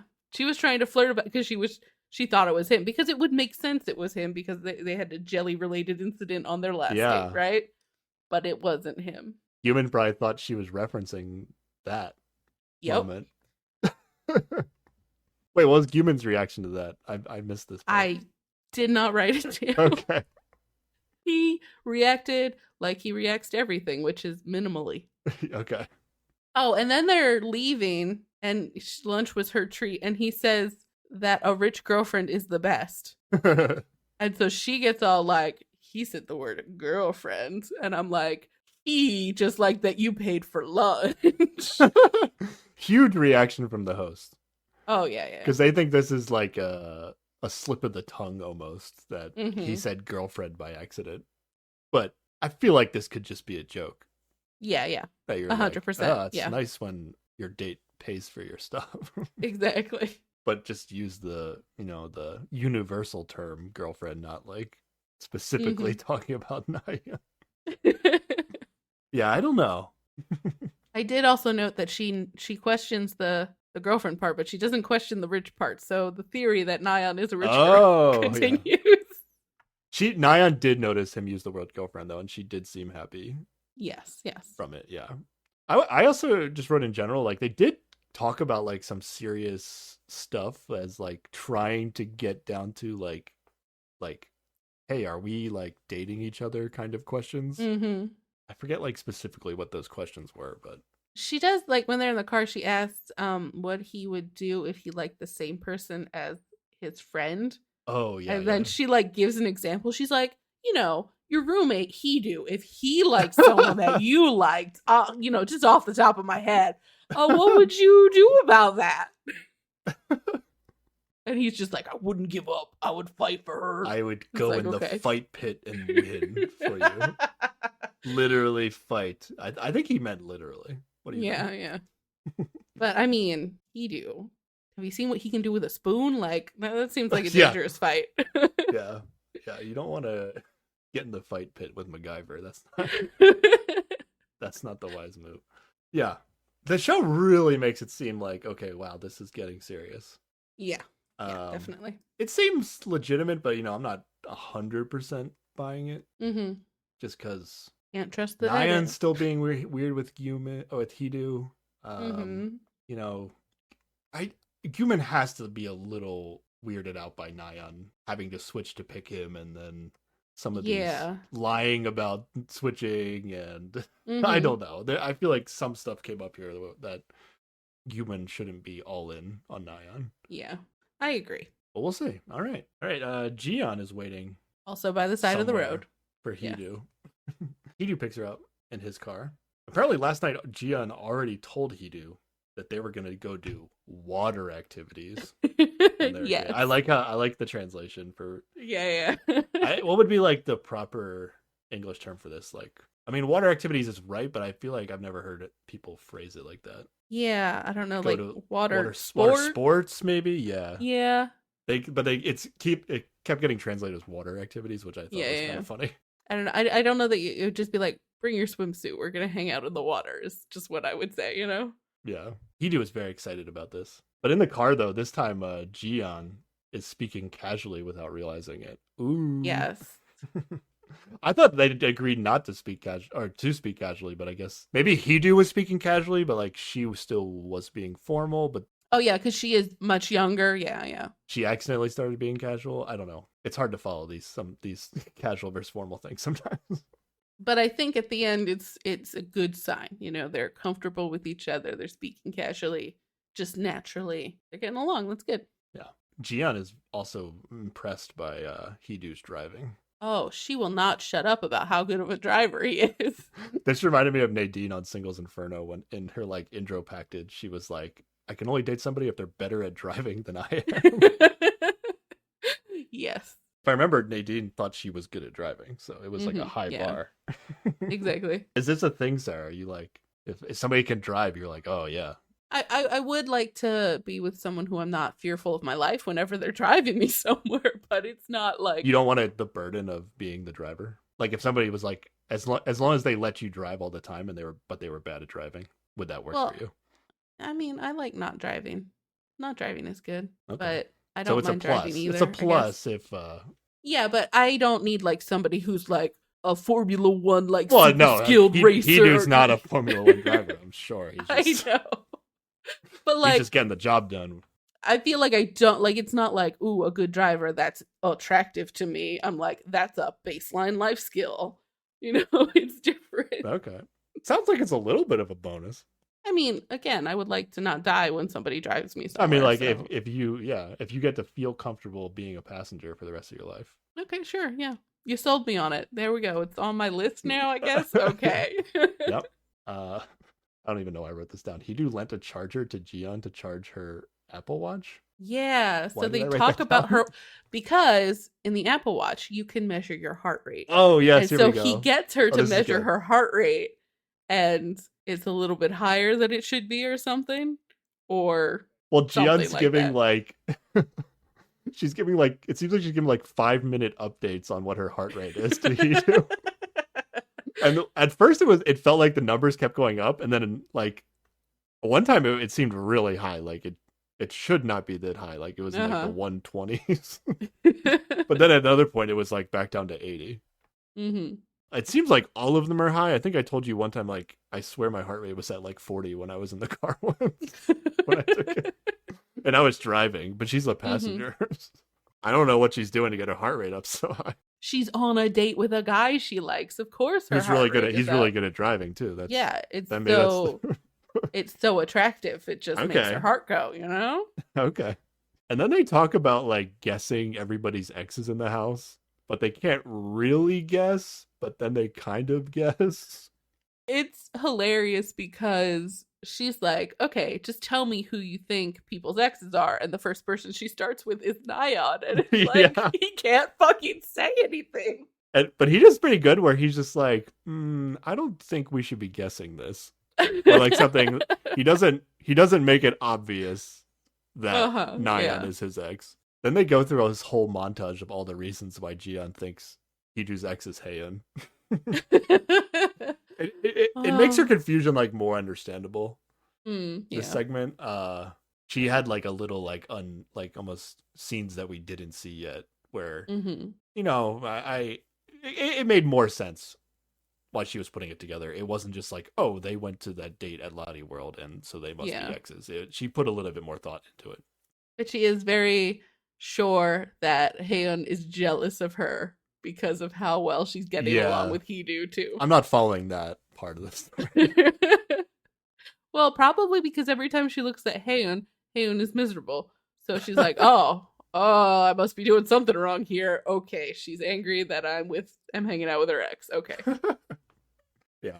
All right. They arrive at the Atomic Water Park. It is a very cool, well, it's a kind of cool water park that's on a river. And I saw this and I was like, I know this place. And it's actually in an episode of Monster X's show.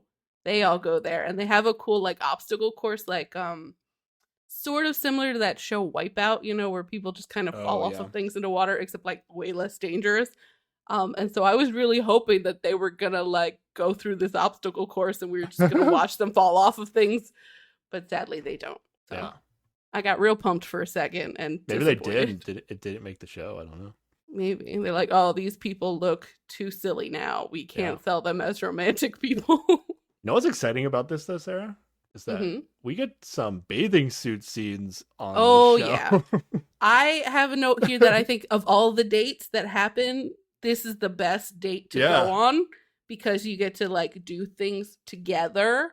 Like they go on first they do that wakeboarding or wake surfing, which is like one at a time, but later they get on like a big inner tube where they can like hold on to each other and have that heart racing time, you know, that tricks you about falling in love, and they get to wear swimsuits and show off for each other. This is the best. Yeah. The swimsuit is like getting into the Singles Inferno territory. Yes. And Jiyeon is loving it. She has a confessional where she just goes on and on about how incredible his body is. Yeah. He's really into Hidu. Yes, so much. And then when Hidu's doing the wakeboarding, they give him this like really badass music to make him look like extra cool while he's wakeboarding because he's like he can do it like no problem. Yeah, he does it with like one hand, and then at some point he lets go and it's just like still going. And But without the music, like this would not look impressive at all, I think. yeah, That's he what I is think. just following the. He's not like doing cool tricks or anything. He's just being Yeah. towed around by a boat, really. They both have fun. I do think the wakeboarding was like they both went one at a time. Can't really talk while they're doing it. Mm-hmm. Like Jian got to watch him wakeboard, which was fun. And she struggled a little bit with it, but he got to watch her like keep trying and then get the hang of it. So She even brags to the boat driver that he's a national athlete. oh yeah, I wrote that down. Everywhere they go, she's just like, he's a national athlete. Was it the boat driver? She's gonna say that when they go to a restaurant too. She's gonna like Mhm. she's gonna like brag to the cashier. Do you know he's a national athlete? She doesn't want to mention that it's hockey. Maybe hockey's not so big in Korea. I don't know, But she's like, yeah, national athlete here. Watch out. And then they're gonna do water tubing, which is when Mhm. they get to sit together. Yes. It's still like it's like almost like a Lottie World ride, so you don't get to do a lot of conversing on it, but I still think it's better than Lottie World because it's like Yeah. it's more intimate bathing suit experience. Yeah, they get I to would like say. grab onto each other for safety, and then like afterwards they take a bunch of cute pictures together and like see and touch each other's abs, you know? Yeah. So Jian gets to punch Hiru's abs, which is probably the most intimate contact yes. I've ever seen on the show until maybe later on this date. Yeah. And like I'm including like Singles Inferno, like the swimming pool date from season 2, Yeah. which was like it was intimate because again it was like a water situation, but it was more Mhm. just finger touching. Yeah. Whereas I think there's a little bit more that's going to happen on Yeah. this date. Yeah, A little bit more, yeah. they're having a great time together. Yeah. Seems sincere and legitimate. I like them together. I think it's Yeah. cute. All right, back to Nayeon and Gumin. They're going to their second location. Which is flower arranging. Flower 'cause arranging. Oh, It's a hobby of hers or something. And that's what she claims. Yeah, yeah. not mine kind of date, Sarah. I mean, it's nice to try something new with someone and make things, I guess. But Now, if I got back to the house and found out people went paragliding, and water activitying, hey, you go on dates to get to know people better. And this tells him that this is who she is, right? She's not going to take you wakeboarding or paragliding. Yeah. She's going to take you to go arrange some flowers. basically they're just gonna like make bouquets. Yeah.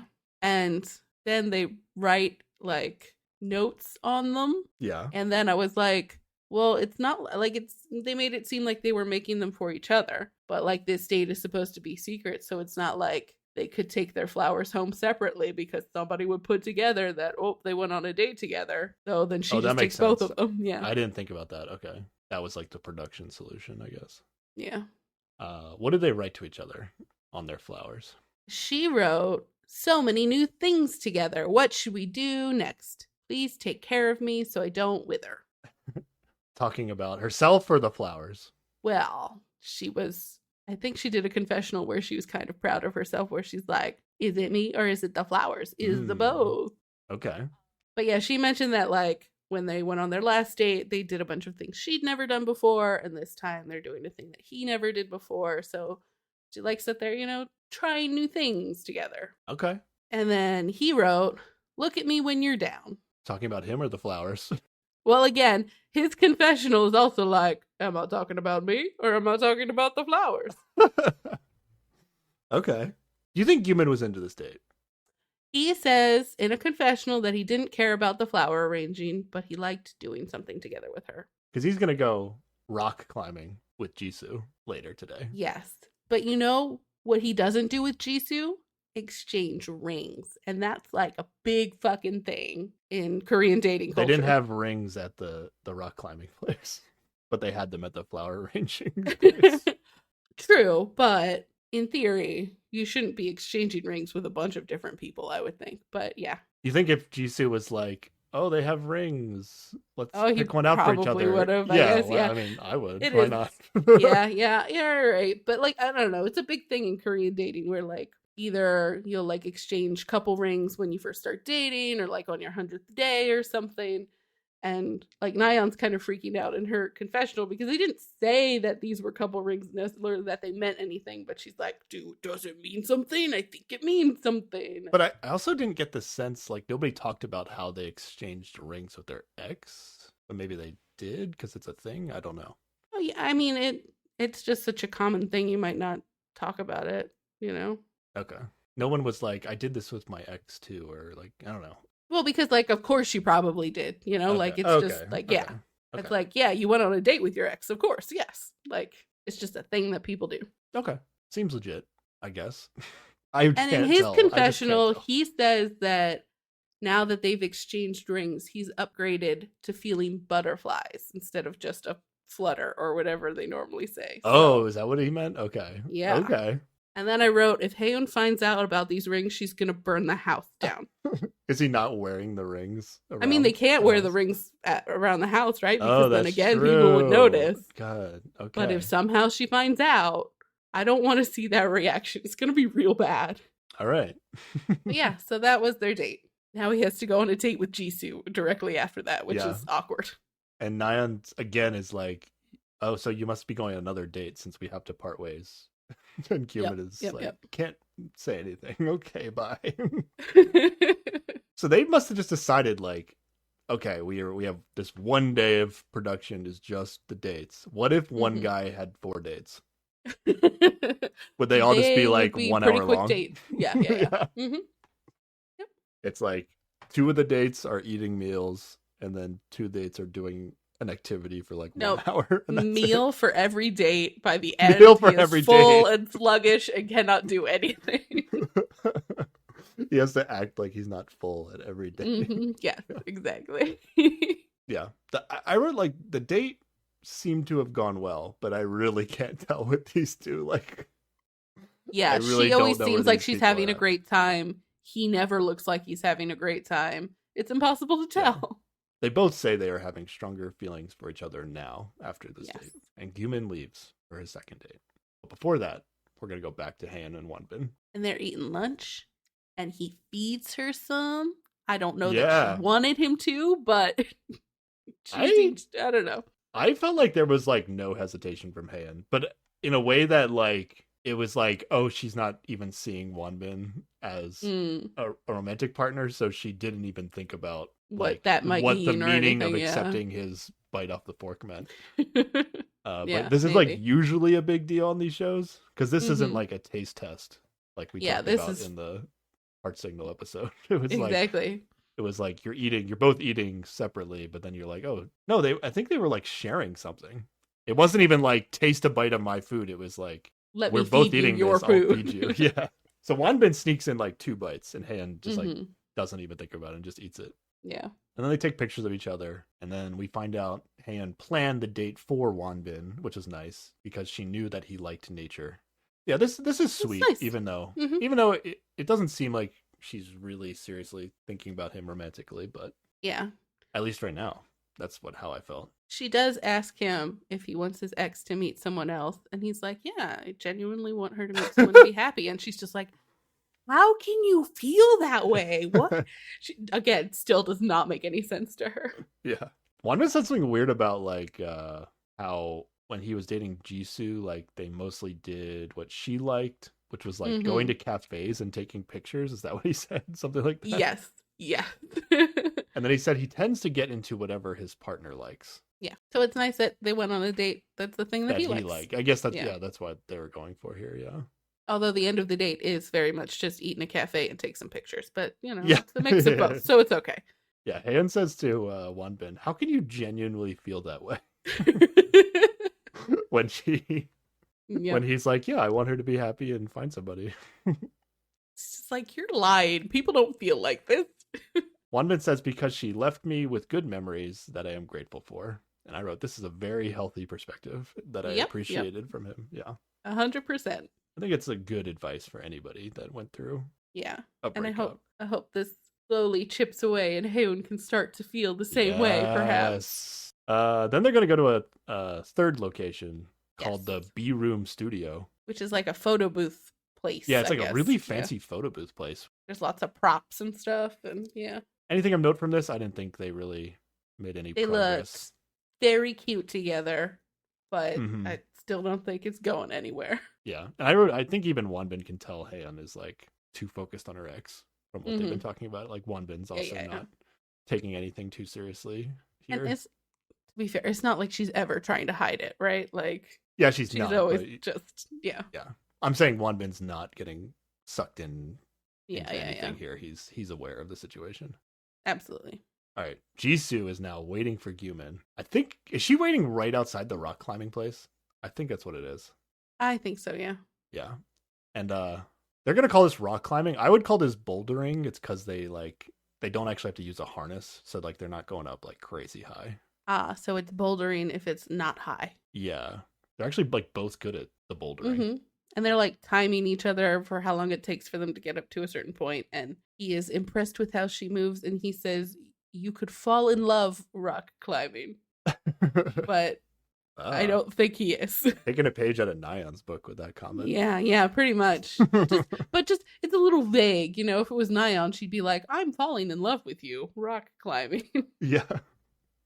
Also, apparently Jisoo used to dance. Yes. That like came up. That's like, oh, maybe that Mhm. dance helped you rock climbing. I felt like I was particularly impressed with Jisoo with the rock climbing, but Gyumin was also good. He did like a actual like tough section of the wall where he had to like hang upside down at one point a little Yeah. bit. So Gyumin was also impressive. But Gyumin we know has been going to the gym every day pretty much. Whereas That's like Jisoo, I had no evidence that she would be good at this, and then she was. Mm-hmm. It was fun to see them do that. Yeah. There's not much to it. It's I think Human did have a good laugh with Jisoo at some point on this date. Almost Yeah. similar to how he was laughing with Heian about the towels at one point. yeah. So- You're right. I feel like there was a connection, but we're really getting they're really trying to sell us on the human Nyan angle more Yeah. than anything. Yeah. 100%. Yeah. All right, then we got to go back to the house with Tae. He is sleeping Yeah, all day long. It is the sad time. this is where I wrote like this must be a Saturday. This can't be Friday. Maybe. I just feel like it has to be. But the reason we cut back is because Nyan is coming home from the date, and she thinks she's the only one there. Yes. Which, if she thinks Guman's on 2 dates, then it's like, oh well, then at least one guy can't be on a date, Yeah, but maybe Right. she probably assumes Tay's just at work because he's like Oh, I always at guess work, so. right? or whoever just wouldn't be there. Yeah. Which is what I would assume too. And I wrote like, shouldn't Tay like have to be out of the house? Like, why is Tay allowed to be in this house right now? because he's just staying in bed. And then Nyan like puts her flowers from Guman in her room, and Mhm. I was like, oh no, can't put Yep. the flowers in the room. Han's gonna Mhm. see them. I guess Yep. they're like a little bit big, so they're not obvious. Mm-hmm. And then Nyan just leaves the house Yep. to go somewhere else Never sees without Tay. realizing that Tay was asleep. And I mean, the door was open to his room, but she like didn't look in to see that he was sleeping there. Yeah. So production got lucky on that one. I don't know how I don't know how they allowed that to happen, because they're gonna panic a little later That's true. and have to make Tay wake up. But here we go. Back to Jian and Hidu. She is complimenting him on his driving again. Oh really? She did it again. Yes. Again. But she says like she likes to do the kind of stuff they just did on their date. So she likes to do that Mm-hmm. activities plus photo taking together plus touching each other's abs. That's what But- Jian's into. She didn't do these things with her ex because he didn't enjoy it and she didn't want to pester him to go do things she wanted to do. Yeah. They make it seem like she's like specifically talking about water sports, but I think it's more of a general thing. Yeah, because like we've heard multiple times that they like never left the city, like when they were together, and they just like went to his cafe or bars or something. This is another moment that like confuses me about like what Taeyeon and Jian's relationship were, because it seems like from Tae's perspective, like he's like, oh, Jian and I never did all these like things together that these other Mhm. people did, as if like he would have done them or maybe wishes he had. I think probably wishes he had. Yeah, And then from Jian's perspective, it's like, oh, we didn't do these things because Tae didn't want to. But maybe they both like thought the other person just wasn't into doing stuff. So Yeah, they yeah. never did stuff. It's like kind of, it's a really weird like 6-month relationship to have with somebody. yeah, exactly. I still like. I think just she was really young. She also might have been busy at the time. She said it was like the hardest time of her life. Yeah, She was probably in school or something. Yeah. Yeah, exactly. I feel like they like didn't know each other very well. Like even though they dated for Yeah. 6 months, they never really got to know each other. And then for like whatever weird reason, they broke up. Mm-hmm. They didn't know each other well enough to even like hate each other. That's how I Yeah. feel. Yeah. I think now that they're older and maybe like are know a bit more about dating and themselves, they could do well together, I think. Yeah. Because I assume Tay smoked when they dated. And that Yeah, doesn't so seem she to be probably a doesn't factor mind. for him, Yeah. for her. Yeah. Yeah, Okay. exactly. They go to this restaurant. I thought this restaurant was pretty cool. It's like they have like a nice outdoor setting, like right by a Mm-hmm. stream. Yeah, it was really nice. And it's like at the end of the day and the sun is setting and there's all these like little lights and stuff. It's very nice. Yeah. And they're still having a good time and they're laughing and joking about like very little things that like Mm-hmm. you wouldn't really be laughing about these things unless you were like having Really a good time vibing with and this person, yeah. exactly. Like I'm very curious how once they open up the potential to date your exes again, I'm very curious to see how Ji-yeon's gonna go. And then I guess the Hee-do and Nayeon angle is still possible as well. So Mm-hmm. the exes might end up ruining this relationship, but Yeah. this relationship seems pretty good. Yeah. Are you I still like them anti together. Hee-do? Are you Um, okay if Hee-do and Ji-yeon end up together? I hope that Hee-do has grown and learned, and in starting a relationship with a new person, he could be better. Like, I think if he got back with Nayeon, even if he has grown a little bit, he'd fall back into old patterns. So I think that maybe there's a possibility this might work out nicely. Yeah, I mean, I could see him like growing because like if he ever says like some insensitive thing, like Ji-yeon's just gonna like call him out on it, you Yeah. know. Whereas like Nayeon was Uh-huh. more like passive and would like not like hold her ground in certain things. So Mm-hmm. then he never really learned what he was doing and how it was Yeah, making her feel, kind of thing. exactly. So I feel like their dynamic could just work better because Ji-yeon's just a different person. Yeah. He won't necessarily act differently in the beginning, but But she won't let him keep it up. there's no reason that this can't work. That's how I feel. Yeah. All right. Then they start talking about the talking room from the previous night or 2 nights Yes. ago, maybe. And then he's just like, it felt worse to be the one to answer questions than to ask, right? And she's just like, well, I didn't answer any questions. Yep. And he's like, what? Like, it seems like he doesn't get it for a while. But, And it like wasn't a slip of the tongue by Jian. Like she actually like was like trying to give him a clue that mhm. her ex didn't go on a date today. Yeah. And there's even a flashback to, like, she said this earlier in the car, too. Like, Yeah. Hee-do is like acting like he gets it, but it kind of seems like he might not get what she's saying. yeah. But I actually wrote down that this actually is kind of in defense of Hee-do here. Like it seems like he should just get it, what she's Mhm. saying. But he actually has never participated in a chat room or talking room while being on the show. So he that's doesn't true. like fully necessarily understand how it works. Yeah. We couldn't really tell if Hee-do was getting what Jiyeon was saying. But Jiyeon has said enough that production, we cut back to Tae Aww. sleeping in his bed still. It's like dark out now. He's been Mhm. sleeping like all day long. All day. Production has decided, you know what? We need to call Tae and wake him up and tell him, get the hell out of the house. Jihan To has blown the You're cover. on a date. Oh my gosh. Jihan has told Hee-do too much information and you need to leave the house right now. This is such a bummer. I guess, yeah. I mean, he was sleeping for so long already that I guess he had to go do something. Oh, we do.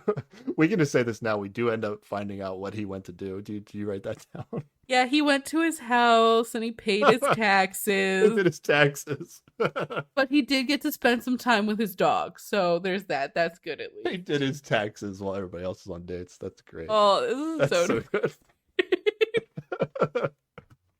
But he has a confessional, and they're like, does Jiyeon find it hard to follow rules? Yeah, that was such a great question. And he's just like, she just doesn't think about them. Like, just gives zero fucks. Does Jian find it hard to follow rules? Because like we're thinking about kicking her off the show. What do you think? What do you think we should do? All right. Oh, Back yeah. to Jisoo and Gyumin. They're gonna get some food. yes. Anything of note from here, Sarah? What did you think?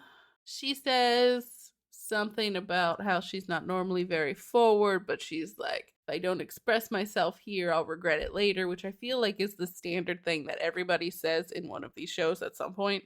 That's just like the I know this isn't going to work out, but I got to put my best foot forward so I don't regret it later, you know? Yeah. And that's why she decided to go on a date with him instead of who she picked otherwise, is at least where that comes up. Yeah. I feel like not much happened at dinner, but then did they also decide to like go to a bar afterwards? Is this what happened? Or at some point they get back in the car. I don't know if they went to like another location that they didn't show. I think they were just drinking with dinner. And they were just going back to the house? Yeah. Okay. Well, then on the way back to the house, then Jisoo actually feeds Gyumin a snack, which was Jisoo's idea. Now Jisoo's coming on a bit strong now too. Well, she's got to do it so she doesn't regret it later. So here's the thing. Here's the Jisoo perspective of this whole situation. And this is totally fair. The hosts actually point this out. Like, so Jisoo thinks Gyumin really likes her because he got her the chocolates. Yeah. Which is fair. Yes. And then Gyumin said a couple of like Nayeon like things on the date. Yeah, I think she says something like, oh, I thought you might not like this date because you don't like me. And he's like, that's not true. Yeah. He reassures her in that way. I think they did pretty, like, they had a good time rock climbing and they joked around. They had fun. Yeah. And then, And then he seemed to accept the feeding of the snack in the car. Yeah, exactly. So Jisoo's feeling really good right now. Okay. We'll check back in with Jisoo later. Jisoo will not be feeling the same later. Okay. All right. Back at the house, they stagger their returns to hide the dates. Yes. 8:30 is the first arrival. Haeun gets home. She gets right in bed. Yeah. Then Nayeon. People are exhausted.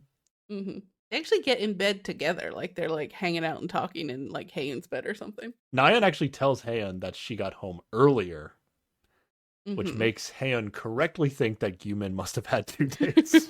Yes. So already Haeun is not going to have a good night getting back. Yep. Okay. But before everybody comes home, we actually cut back to Jiyeon and Heedo. I don't know what the timing of this. Like, are they actually still on the date? And Haeun and Wonbin are done? Probably, well, I guess. They went, like, they probably had to go further away, maybe? Oh, maybe, yeah. Okay. And it's just taking a while to get back. They're still eating at the restaurant, though.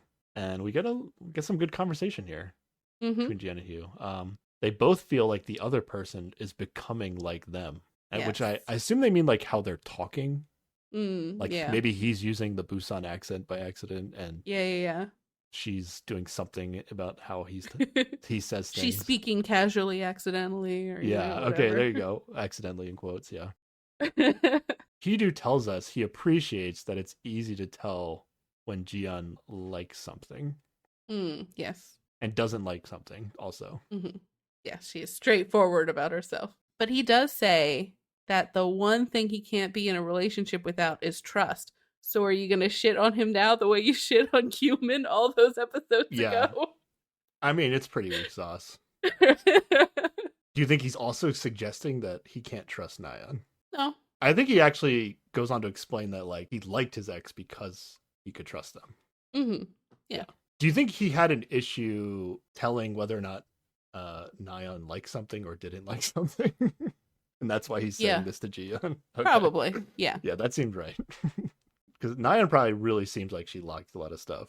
Yeah. But probably doesn't actually like all those things that she wants to like. Yes. Okay. I feel like she's got a very agreeable personality and would just be like, oh, yeah, sure. That thing you want to do? Of course. And then they're going to talk about Jiyeon's tattoos. Oh, Sarah, any highlights from the tattoos that you like? Tattoo analysis from Sarah. She says she has a meow tattoo that she got just to look tough, which is hilarious. Okay. She also has a bow because she says she's a gift, which is Did she say that or did funny. Heedo say that? She said that. She That's said the that? reason she got that tattoo. Okay, good. All right. And then she has like a clover tattoo, and I don't know that we hear her reason for getting it, but he comes up with a reason for it that she's like, oh no, I like that way better than mine. I'm just going to use that from now on. Yeah, okay. And then she has like some bigger tattoos on her back or something. Yeah, but they don't really go into detail and he's about like, those. oh yeah, I noticed those when you were wearing a bathing suit. Overall, though, they have a very healthy conversation, both talking about their exes, which I think was very healing for both of them in a way. And they also buy matching bracelets from the restaurant. I think he just buys her a bracelet. I don't think they get matching ones. Oh, okay. But she does brag to the owner about him being a national athlete. And then they pull the Jian and Wanbin strategy of both sleeping in the car on the way home, or at least resting. Yes. And he like lays his head down on her and she like pats his head and gives him little head scritches. And Yeah, fingers to the hair. that's cute as fuck. Yeah. This is the most intimate thing I've ever seen on any of these Korean dating shows. That's what I yes, think. 100%. Are you rooting for these two, Sarah? I already Yes. asked you that. But Yes. yeah. I think you gotta be rooting for these two. I like him. It's tough. It's tough for me to choose between Jian is so good that she makes Hidu and Tae seem so likable. I think Tae is likable on his own. Until you go on a date with him and he's like, I've never been happy before.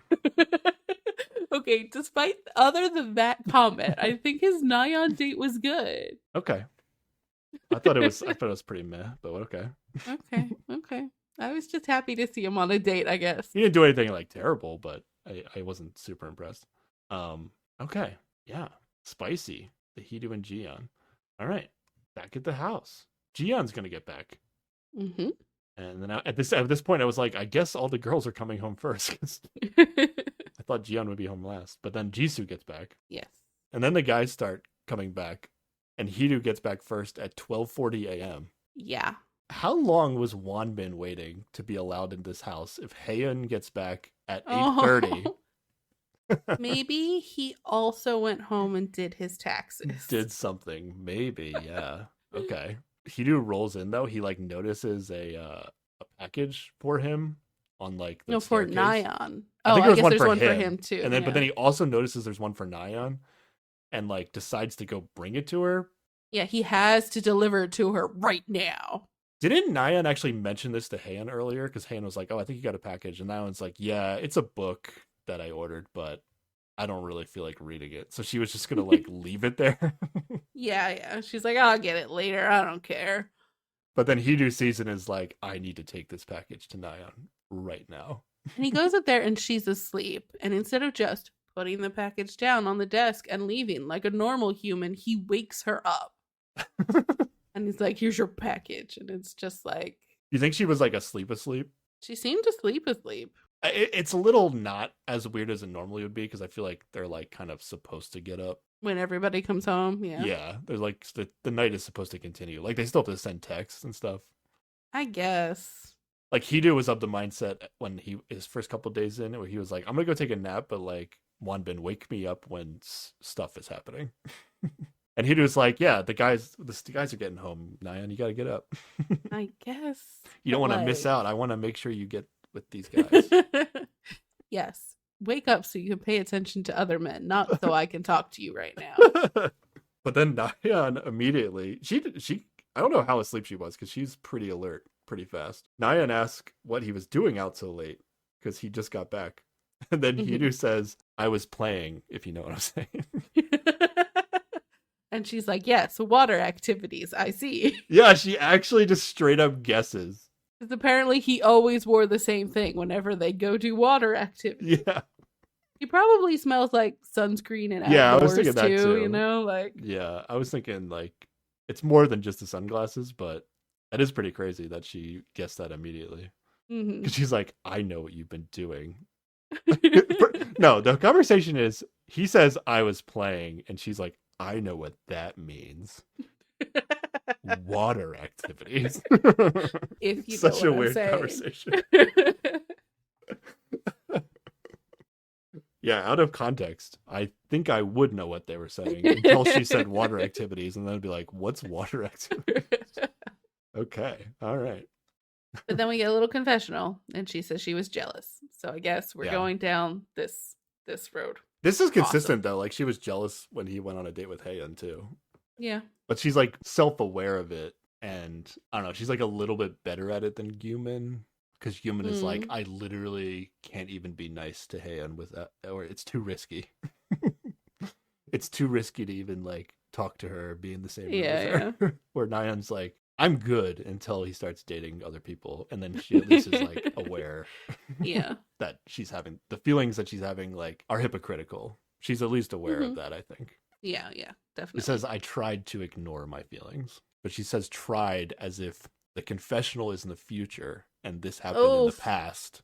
I don't like what you're implying. They're not getting back I wrote together. that It's in fine. capital letters in my notes. I tried to ignore my feelings. Okay. But then those feelings happened even more. Okay. Wanbin gets home. Human gets home. Tay comes home last. Dang, Tay, what were you doing all night? Such a date. Damn. You must have been dating like real hard. taxes. All right. And then it's time to text people. Oh, we do find out it's been 9 days. So I think that does line up with your we skipped a day. Okay. Because we started on a Thursday. Yes. So yeah, that makes sense. Then it has to be Saturday. Yes. All right. Nice. We're figuring this out. We got this. Now, I swear I wrote this right away in my notes once they announced the text. I said, will Haeyeon text one? She text Wanbin is what I wrote.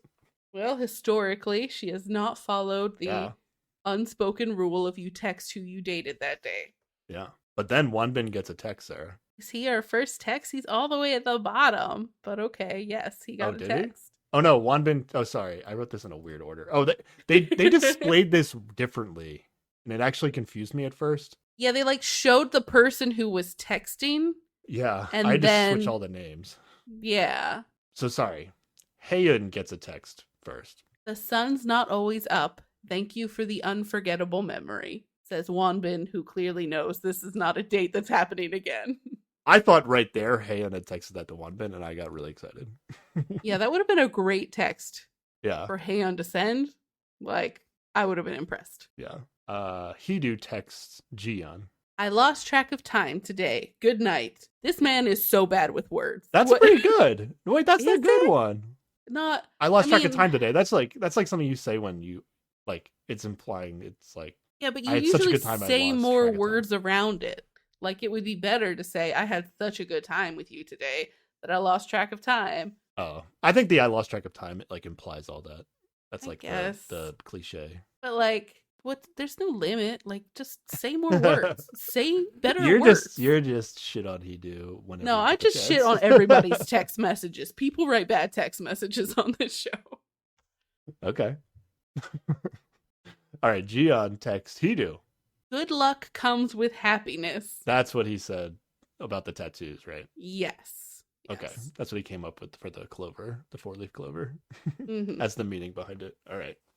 We're communicating who we are. Yeah. Tae texts Nayeon. He texts Nayeon and he says, I can barely see your face. Or I barely see your face anymore, or something like that. I can barely see your face. Yeah, okay. Is that what it was? I actually did not know who he texts. Did they say it was Nayeon? Yes. Yes, okay. It was Nayeon. I wrote in my notes did he text Jiyeon? Okay. The show actually told us it was Nayeon? Yes. Oh, okay. Because he hasn't seen her because he's been asleep and she's been on dates. So has Tae still not texted Jiyeon? Is that not happened yet? He texted her last time. Oh, okay. Oh, after he didn't get picked by Nayeon. But now he's going back after it's been a day or 2 days. Mm-hmm. Nayeon texts Gyumin. I'll look after the flowers. That's worse than Heedu's text. Yeah, it's not a great text. Okay, good. Okay, we can agree on that. Okay. Jisoo texts Gyumin. Take good care of your arm muscles. Let's get something delicious next time, I believe is. Oh, was that the rest of it? I didn't see the rest of it. Okay. I guess they didn't get anything delicious this time. Unfortunate. And then he does not get another text. Those are the only 2 texts that Gyumin gets. We don't see Gyumin or Haeyeon's text. They do a little bit of a suspenseful reveal for these. Yeah. Did they text each other? Is what I wrote. I got excited. But we do get a Gyumin confessional where they're like, were you disappointed that your ex didn't text you? And he's like, a little bit. I didn't mind though. And I'm like, which is it? Oh, so what they do though is they show Gyumin getting the text that he was not selected by his ex. Mm-hmm. Yes. That's how they originally reveal it. So we still don't know who Haeyeon texted, although there's only like one option. Who knows? She could go rogue and text anybody, who knows with her. I got so excited though when he got that not selected by your ex text. Yeah, definitely. At least try to make this guy jealous. Mm-hmm. Play it differently. Try a new strategy. Yeah. The vitamins route is not working. You gotta try something else. And then when Guman made the "I'm a tiny bit disappointed" Mm-hmm. that he didn't get a text from Han, I just wrote, yeah, this show ends with Han and Guman getting back together. Oh no. It's over. Lock it in. Ugh. I sure hope not. All right, Han texts Wanbin. I had a great day today. Is that worse than he does? Worse than he does. I mean, it's about on par. I mean, she at least said, no, it's a little bit better than he did. She said she had a great day, you know? It's the same thing That's as I nice lost to track hear. of time. Is it? I guess. It is. Sure. Okay. Okay. Fine. Whatever. She tells us, Han tells us in a confessional, because the question was, who made your heart flutter today? Mm-hmm. She decided that she should text Wanbin, which means, He made her heart flutter. I guess, she must have felt something. But also, that's the question every day. There's no way Cuban's making her heart flutter. Yeah, it's actually really more of a knock on Hidu than anything, I feel like, because Ooh, she really just doesn't spend time with the guys. Like, this is the first date she's been on. No, well, she was on a date with Hidu. When she was on a date with Hidu, she didn't text him, but it was Yeah. also like the first day she was in the house, so Mm-hmm. a little bit of pass. But like, she's talked to Hidu at the house multiple That's times true. about stuff. Could have made her heart flutter, and she could have texted him. Her heart never fluttered, I guess, because she did not text Hidu on any Yeah. of those days. So I think that's a good confirmation that like the Han Hidu thing isn't. It's gonna just be a friendship on the show. It's never gonna evolve past that. Yeah. And then the next thing I just wrote super intense music with Guman's face. This was just his reaction to getting the "your ex did not pick you" face. Yeah. Okay. Yeah. It was like different music though. I feel like it was like a new track that I hadn't. Well, heard everyone this was season. so shocked at this turn of events, who warranted it. And then Guman texts Nyan. Don't be depressed. Yeah, that's the worst text though. Well, I think he also is like proud of himself because he's referencing what he wrote on the flowers earlier. Oh yeah, okay. I wrote down a bunch of question marks, like what kind of text is this? And then he was like, "Oh, the flowers." Okay. But like what he initially wrote on the flowers even wasn't all that great to begin with. So Yeah. it's fine. You should have or just wrote whatever, the I same guess. thing he wrote on the flowers. Don't be depressed is like I might forget about the flowers and then be like, what does that mean? Yeah, like was I a bummer on this date? What? What Yeah. happened? I would be confused. I'd be like, do I look like I'm sad? I'm confused. Human tells us he favors Nyan because he's more nervous when he's around Nyan. That's why he Yeah. likes her more. With Jisoo, it's fun and comfortable. You know who makes Guman the most nervous, though? Ooh, baby. We know who that is. That's true. Hands gives Guman the biggest nervous feelings. That's fair. That's absolutely So true. just wait till Guman can date somebody that gives him the most nervous feelings. It's going to be over for everybody else. It's just going to be Guman and Han the rest of the way. Oh no, it's not gonna happen. I Yes, don't believe it it. is. I don't believe it for a second. This man wants to be uncomfortable. That's exactly No, how he no. wants to feel. No, what this is some bullshit where people mistake like feeling nervous for like, oh, the like happy feelings of love or whatever, but that shit passes. You go for the reliable, fun people that you feel comfortable with. You don't go for this, ooh, makes me nervous, I feel excited feeling, because that's gonna pass. You need to base it on the other shit. He also feels comfortable with Han, but I would say right right now he now- feels uncomfortable with Hayden. yeah, but right now he thinks uncomfortable is a good thing right now. Well, he's dumb. Yeah, but I'm just trying to get my prediction correct. I hope your prediction never comes true. It's terrible. Well, they're not good together. It's bad. Hey, that's what bad you times. said on the Singles Inferno. I think Just something like that. just because you predicted accurately doesn't mean it's a good relationship. You Oh, know. it's going strong last I've heard, so I like it. All right. Okay. Well, whatever. All right. Jisoo gets 0 texts. Yep. And big sad face. Yeah, because everything leading up to this, like, felt like he was into her. He's like, I bought you chocolates. They had a good time on a date. He said he liked her. This has got to feel so bad. Yep. It's like you think everything's going right, and like, you know, like she probably knew he had a second date, right? Mm-hmm. But she probably thought so many things went well that how could she possibly Exactly. have lost the competition? Mm-hmm. And she says she regrets choosing him Yeah, for this date. gotta give up now. I hope so. Like, she's got to feel like he's just messing with her. Yeah, exactly. I mean, which he's like setting her up as a backup is what he's doing. Because like the chocolate thing is like you got to feel like he likes you the most if he's getting you the chocolates and sends you a text saying, "Oh no, those are for you." But then you got to think, who else is he telling that those chocolates are for them? Right? Like at this point, like he could be saying anything. Why believe anything he says? I mean, they are for Jisoo because she was the one that said she liked chocolate.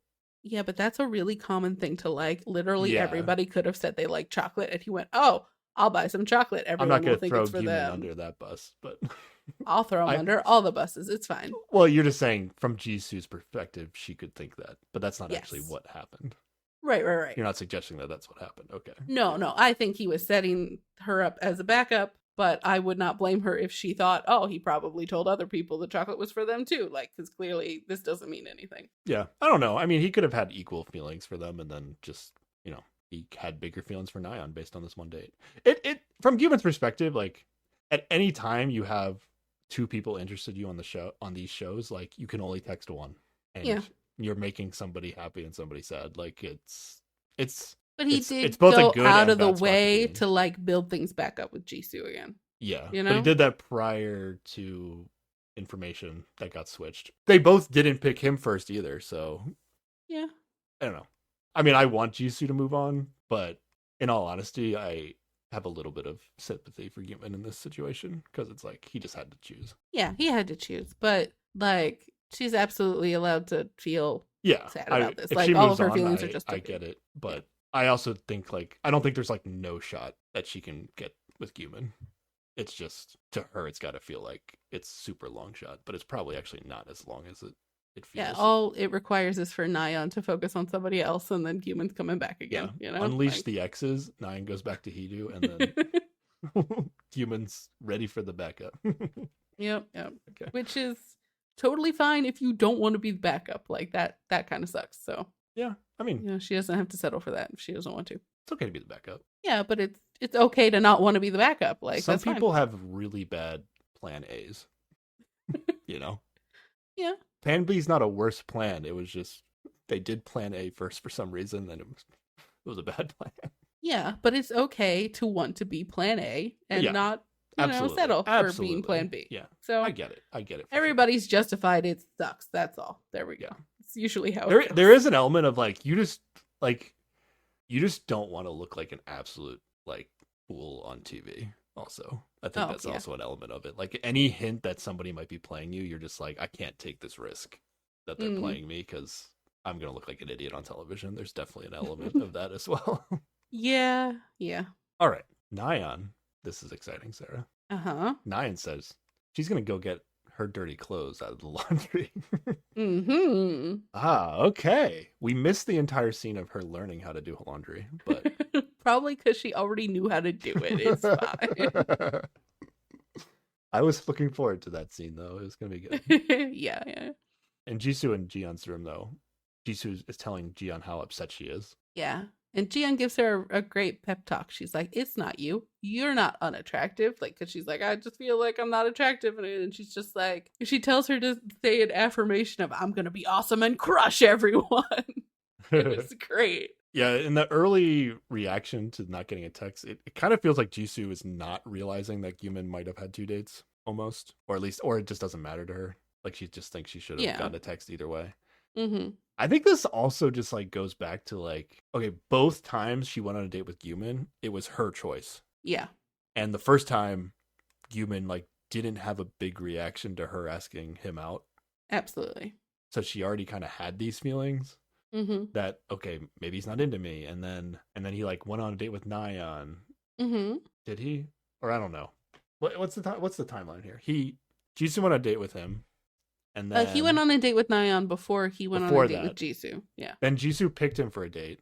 He didn't seem excited about it, but then they went on the date and it seemed good. But then he didn't text her, right? Or did he text her? No, he did text her after that. He didn't text her. Yeah. But he wasn't texting her every day.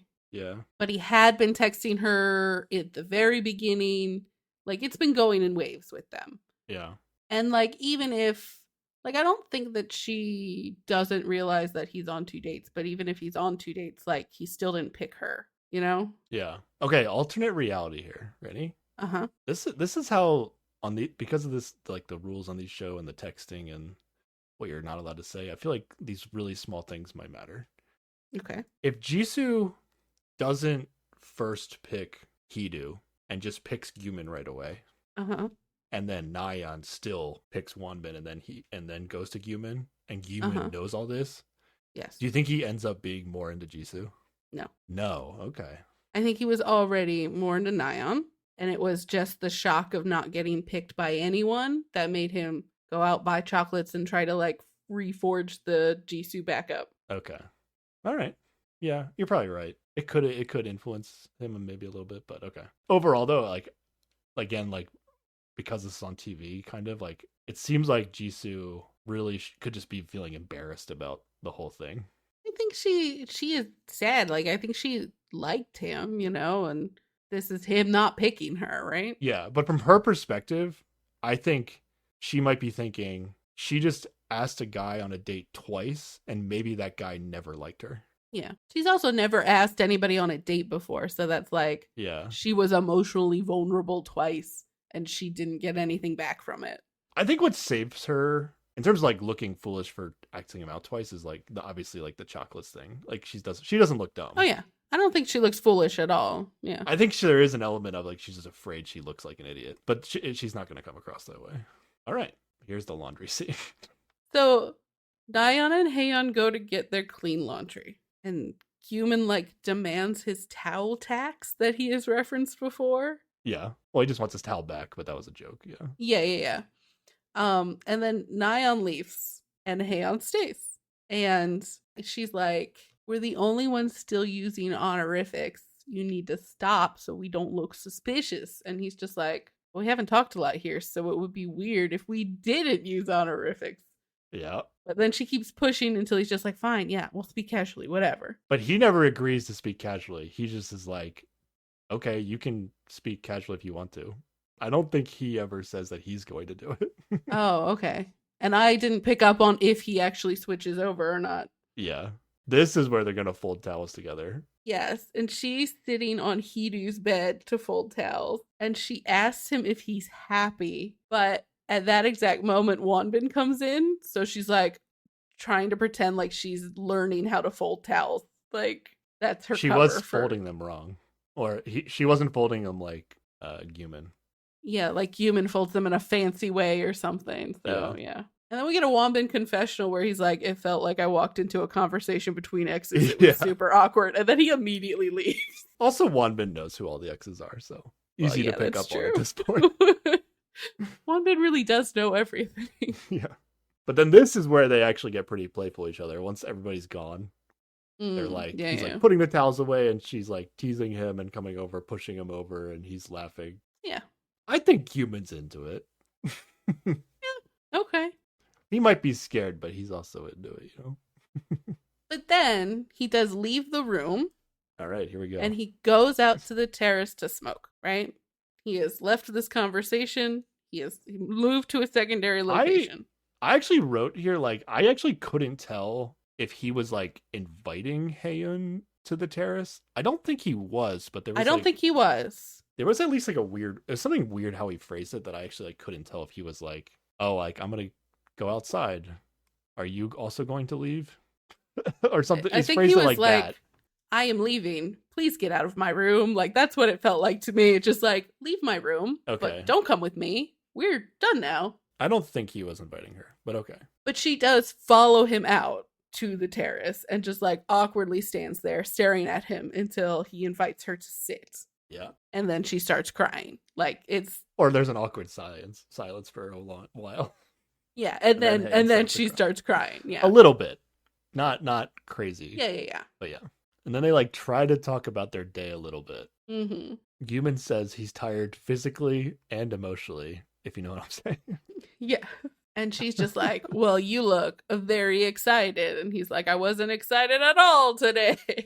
Like, Okay, well, lies, but sure. And then Guman's like, just stands up and is like, I need to go talk to somebody. Yes. And he goes into the hallway, which is entirely lined with windows to the terrace, Yeah. gestures to Nyan, who's in the upstairs living room, and then walks into her room. And then Haeon sees all this and sees Nyan run after him. Yeah. Like, this guy just got up abruptly, said he had to go to talk somebody, and it was important almost, basically, is what he was saying. And then he just gestures in front of your face to the person you know he just went on a date with. Uh-huh. I just wrote my notes, bro. Come on, bro. I mean, so you actually are not you're not sympathetic to Haeon here. You're more because you said something earlier was like the biggest thing you thought Human did that was oh yeah, the thing earlier with the chocolate is the only time I'm really like, oh, that was a purposeful weird jerky reaction. Really, this to me is this I don't like. He's not thinking bro. about her. I understand why she feels bad, but it's not his responsibility either. Like, he's not thinking about her in this moment. Come on. No, he's not. Like, he's thinking about her, and he's thinking about, hey, I'm gonna do this shit right in front of you. I don't think that's true at all. Come on. No, he's just like, on, Sarah. He just really wants to talk to Nyan right now. He's not thinking about Haeon at all. What makes you think this is purposeful? It's not like he didn't know Haeon was there or Haeon was just in the house. It's like they were just like conversing together, and he, like, a light bulb went off in his head. He's like, I need to go talk to someone. And then he's like, okay. And then on top of this, Sarah, it's not just he went to a room in the house to talk to somebody. He gestured somebody to come to him, run across the panels where Haeon can see, and then they go to talk in Haeon's room. It's also Nyan's room, and he also doesn't know there are other rooms in the house. Come on, bro. No, like, where? Okay. His room is laundry central, right? Like, if he wants to have a private conversation with someone, his room is not the place to go. Where's he gonna go? The terrace? Nope, because Haeun's there. The deck outside where everybody forgot the deck exists, but that's a fair option. Okay, but like, he left a conversation with Haeun and went to a second location, and then she followed him, and then he's just like, I really want to talk to Nyan, and I am done talking with Haeun. And so he gets up to go do that. Like, I don't think this is a purposeful, he's trying to hurt her. He's just trying to not talk to her right now. Okay, you can be on team. I don't care if he is trying to hurt her. Like, maybe he did something. Maybe she did something that where, he's feeling very spiteful. But this bro knows what he's doing. I don't think he's... Nobody is this unaware. Unself-aware. This is insane. No way. I just don't think that, like, he cares. Like, he's not trying to hurt her. He's just ambivalent towards if she gets hurt by his actions or not, He's just doing what he wants to do right now with little regard for her. He doesn't care about hurting her, but he knows it will. I don't think he even thinks that far ahead. Oh, come on. Like, he's just thinking about what he wants to do right now, and it's get away from her and talk to Nyan. No. Okay, we're not going to agree on this. But then why does he even come back? Oh, I do know why he comes back, because he forgot his vape outside, and that's the only reason he comes back later. Okay. All right, listeners will tell you how wrong you are on this. Okay. Listeners have more information than I do. Listeners have seen other episodes. Yeah, but right they can still tell us which one of us is right and wrong, and that's all that matters. All I have right now is one time he awkwardly put chocolate in a fridge when she looked at it. Like, I didn't even write that one down. That was like whatever. Compared to this and the trust comment and the trust comment was that's you can't count that as him trying to be mean to her. But that's worse than the chocolates is all I'm saying. Okay. All right. Then he proceeds to talk to Nyan in Haeun's room for what seems like a long time, which I wrote, what the fuck, bro? Because literally, he does not want or expect Haeun to come back to her room while this is going on. Okay, but there's, you just said it, there's other places in the house you could be. So, like, why does she need to be in her room right now? She doesn't need to, but she's not the one setting up a situation where, like, he went to her room and he does not want her to be there. He went to Nyan's room to talk to Nyan. It is also her But room. he also doesn't want Han to be there, right? Well, yeah, but he couldn't get mad if she walked in either, like, because it is her room. So So you wouldn't have had a problem with Han following him to her room because it's her room.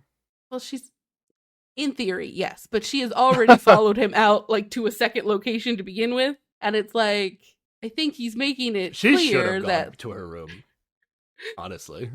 and then they could go somewhere else to talk. They could go back Yeah. out to the terrace. They could have done And what that they would should be have done fine. to begin with. I don't think it's wrong of him to leave a place and a conversation he didn't want to be in to go have a conversation with someone he wanted to have a conversation with. Yeah, you can debate whether it's right or wrong, but to say he didn't know what he's doing, that's crazy. I think he just wanted to remove himself and did not think about how she might be real upset about it being in her room, I guess. Like, because where else were they going to talk? I can't imagine hating somebody enough to do this. That's just how I feel. Really? Yeah. Like, I don't... Like, you're on a show where you're supposed to try to date other people or whatever. That doesn't mean I am not aware of, like, the feelings of people, especially if that person is my ex. You know? Like, come on. Okay, so where was he, like, what was he supposed to do in this moment? What would James have done differently? You find a better way to end the conversation, and then you go have a conversation in a neutral place, and don't make it obvious to your ex that you're leaving specifically to go talk to the obvious love interest that you're... So he's supposed to hide that he's interested in somebody else on this dating show he's in. Make a little bit of an effort, yeah. Why? Not like purposefully. Sympathy is why, Sarah. That's No, but it's like, that's why. okay, if you're out in the real world and you break up with someone and you start a new relationship, you don't like... You don't invite them to be on a TV show with you and then Well, purposefully... we can't... The baseline premise of this show is probably really toxic to begin with and is not a fair starting point. But, like, you don't not post to social media because you're worried that your ex might see it. You don't, like, not go to restaurants in the neighborhood where they work that you like. Yeah, because on social media, you have an option to block your ex. Yeah, but you don't, and not like... see it. Like, say you live in the same neighborhood as your ex, right? You're not going to not go to any restaurant in that neighborhood with your new person just because maybe this other person might see you. That's not an equivalent comparison. This is like if there was a restaurant across the street from your house and you went to that restaurant specifically. Okay. From, like, your ex's house. Or you, like, went and talked to your new boyfriend, girlfriend on their porch so that they could see you is also an equivalent. Except, no, wait, you went in their house and made it so that they had to leave their house because it was too awkward to go back and be in your own house. Okay, new scenario. You break up with your partner. They move in with a roommate you've never met or never heard of. You end up dating the roommate because you didn't know they were roommates. Okay. At some point, you're going to go pick up your new partner at your old partner's apartment. Like, you're not going to not... You're not going to spend the night at their house, though. Yeah, that would be real shitty. Yeah, yeah, Sarah, it would. But he's not fucking her. He's having a conversation especially with her. When you know they're there. You would definitely, strategize around maybe not making these awkward interactions and things happen. But he's just having a conversation. And, like, honestly, like, she still would have been mad at him if he had been like, all right, good night. I'm going to go do something else now, and had talked to her in the kitchen. She still would have been upset. Yeah, but it would at least be an attempt. She would still be upset, but I wouldn't be saying, like, bro, like, what the fuck, It would be at least he tried to go to a different section of the house and didn't have Nyan run across. But also, like, I think he did try to go somewhere else. He tried to go to the terrace and then was probably like, I'll find Nyan after this. And, like, Haeun followed him. Like, oh. I mean, you can be anti-Haeun following him. That's fine. I just don't think it's like this is the worst thing anybody has ever done. Like, you're on a show about dating other people. You're not gonna, like, sneak around and hide the fact that you're interested in somebody else. Like, where's the argument that, like, Jisoo saw him talking to Nayeon, and therefore she is also upset. Like, it's not a thing because you're on a dating show. You're supposed to date other people. Yeah, but Jisoo's not the ex that he invited to be on the show. It's like, I mean, this scenario doesn't apply to any other show but this. But is this the worst thing anybody's done on this show? It's up there. I mean, you could say the Hidu conversation, but then he was like kind of better about it later. So I mean, Guman. Yeah, but I think that's also part of like a toxic cycle that they always have, where he is shitty and then apologizes, and then they move on, and then he's shitty again and apologizes, and he moves on. So like, but again, at least they went to the terrace for that conversation and didn't. I mean, that's because they had to hide that they were exes. Like, yeah. All right, we're not going to be on the same page about this. Viewers can tell me I'm right and that Sarah's wrong, and then. I just think on the show about dating people, you are allowed to be open about how you are interested in other people. I mean, it's not just Taeyeon's room; it is also Nayeon's room. Like, it is a shared space. These things happen. Okay. We are not going to agree on this. This is crazy. No, we are. Did you think we were? I mean, I was just like, I didn't think anybody would be pro Guman out of this. I generally don't like human much at all. Like, he's given me nothing. He's not an emotionally available human. He's just kind of there. I'm not a fan. You're basically telling me like, yeah, I would do this on this show. Fuck my ex. Who gives a shit about them? That doesn't seem like a Sarah move. It doesn't seem like a Sarah move, and I'm trying to justify why I feel this way about this. There's no way you would do this to somebody. There's no way.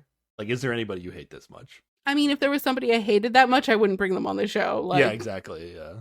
I mean, even after this, I still think Haeyeon and Guman are going to get together eventually. That's really fucked up then. Which is even crazier, but I just think that's how messed up Guman is. But fortunately, he has somebody in his life that really, really likes him and is going to be able to overlook these bad moments. I don't know. Bad decisions in Guman's life. The house is only so big. There's only so many places to have a private conversation. It is also Nayeon's room. Like, at a certain point, you can't tiptoe around Haeyeon all the time. Okay. We're not even done the story yet, Sarah. There's so much more to it. Okay, we get nothing from this conversation with Guman and Nayeon. Tae's going to see Haeyeon on the terrace, and he goes out to join her, but then he notices she's crying. And then he just decides to, like, give her space, so we don't get, like, a cool Tae.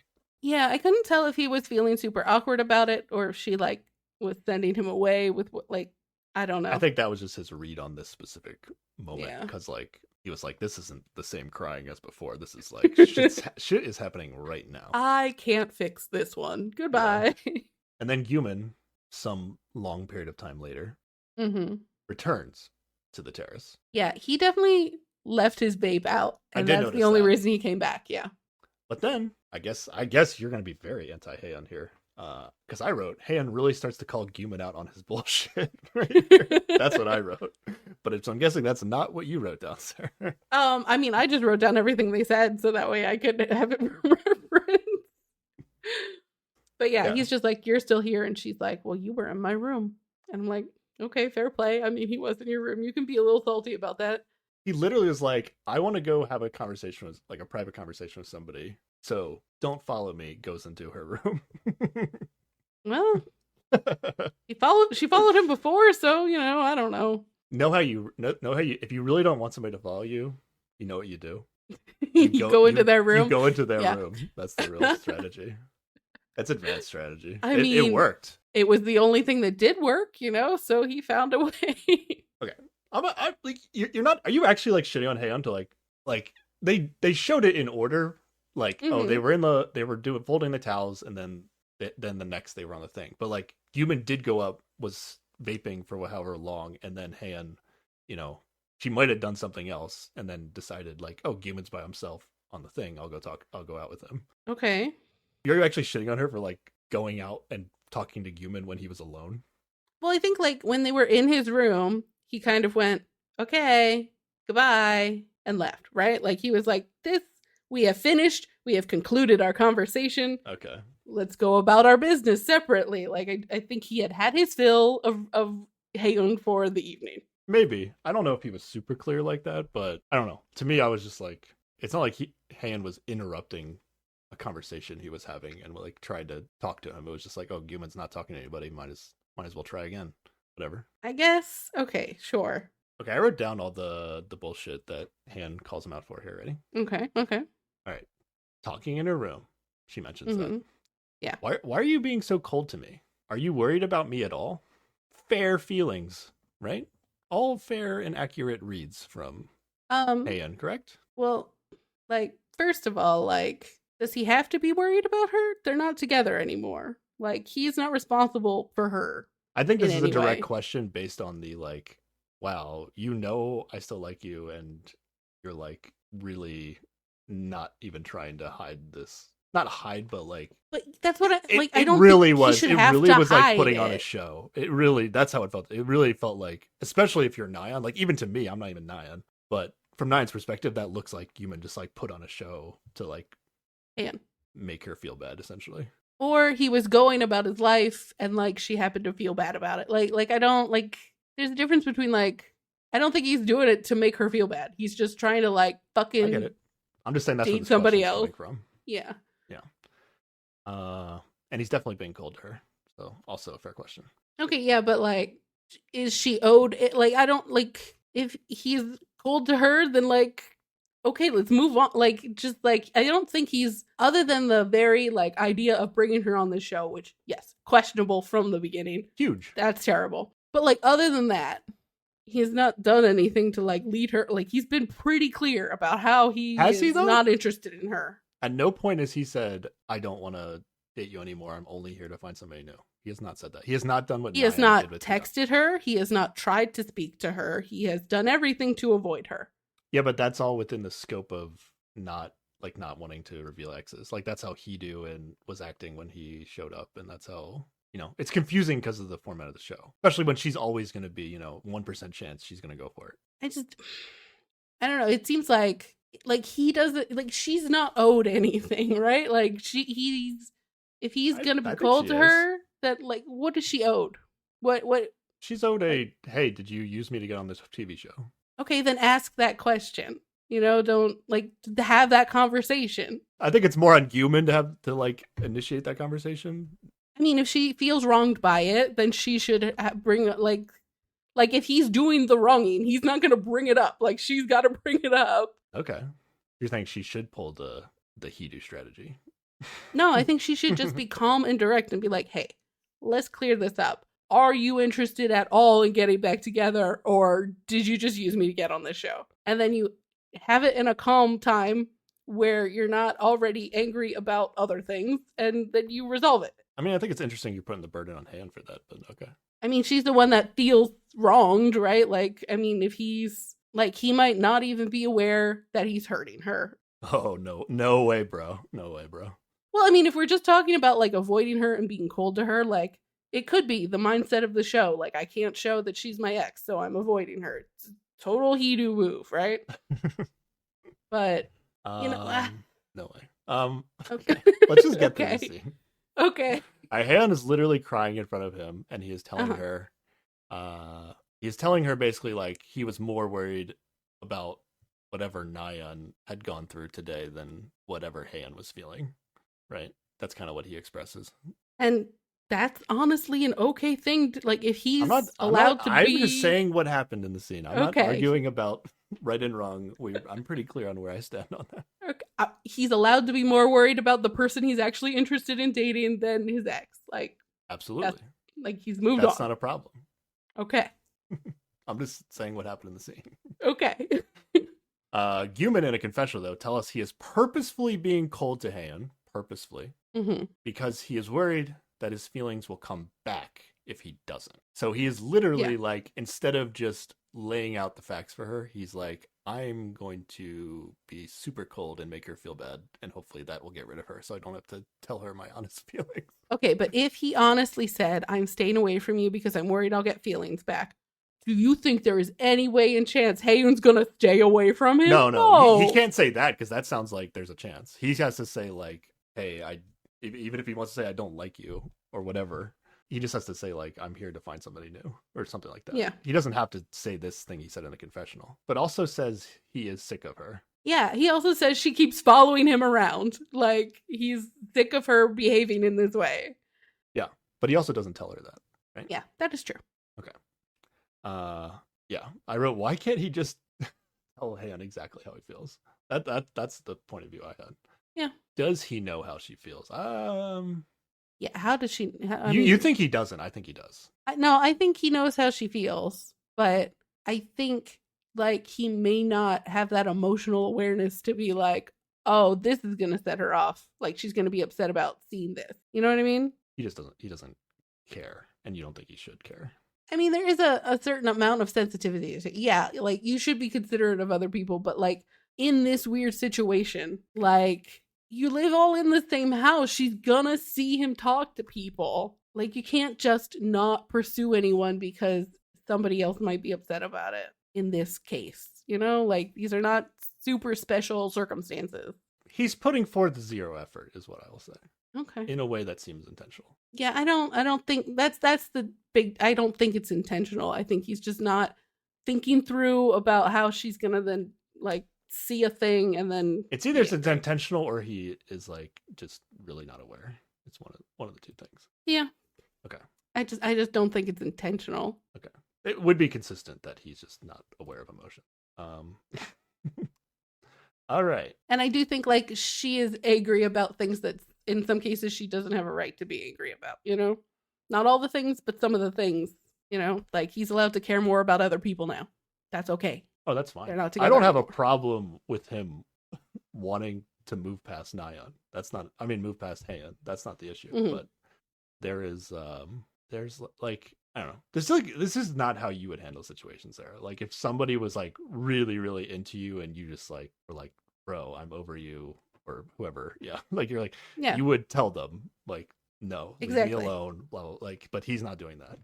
Yes. So that's how I feel like the normal human reaction would be to, like, if you're really sick of somebody following you around and trying to be nice to you and being in love with you and thinking you're the greatest thing on earth. Mhm. If you're really sick of all that and want it to go away, you would say something.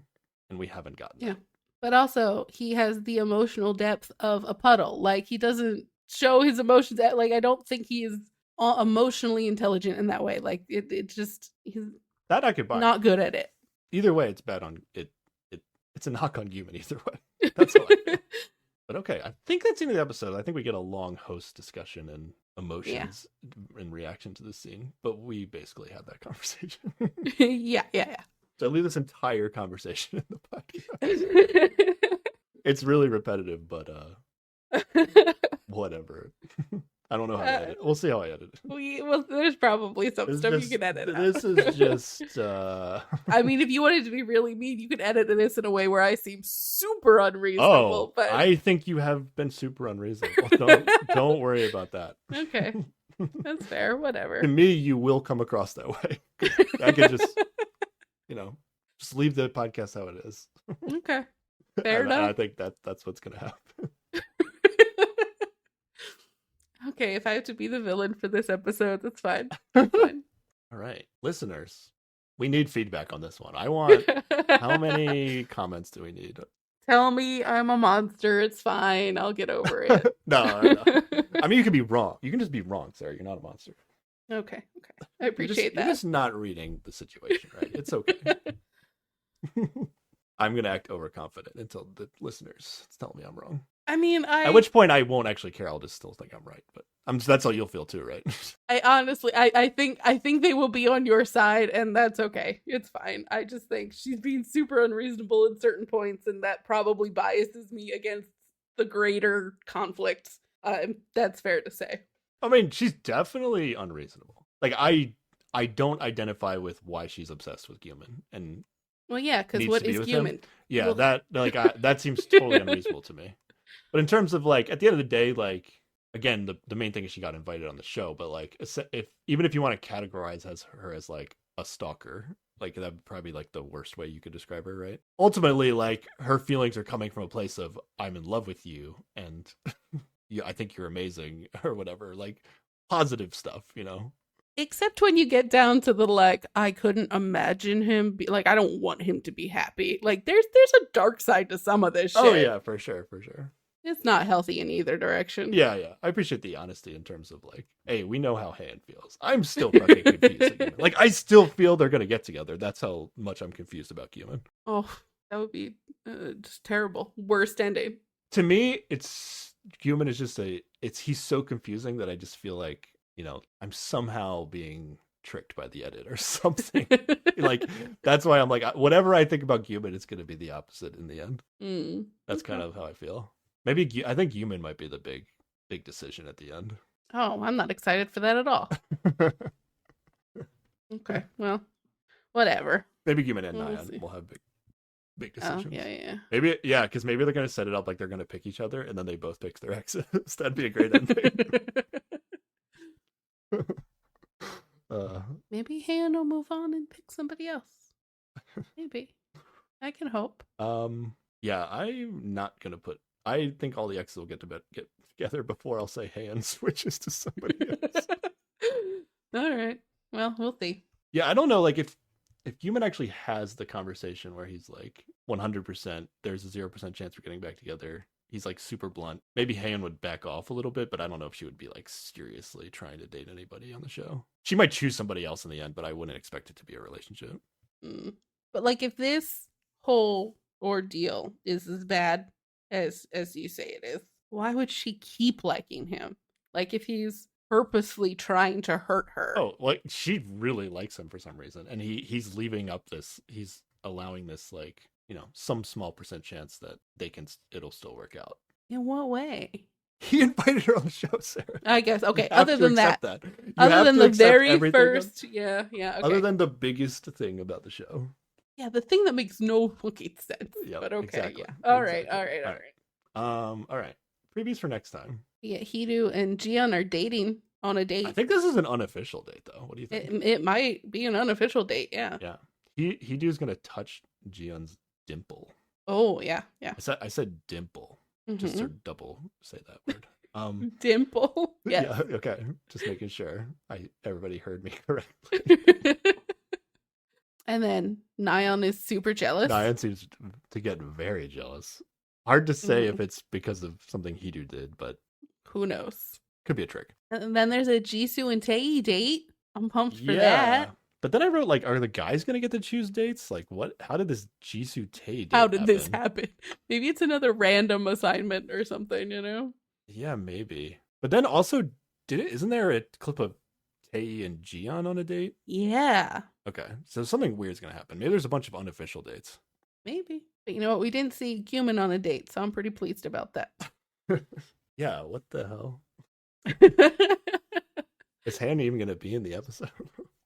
Oh, I'm sure Haeun will be in the episode. Haeun's still the main character for me on the show. What do you think? Oh, yeah, absolutely. Yeah.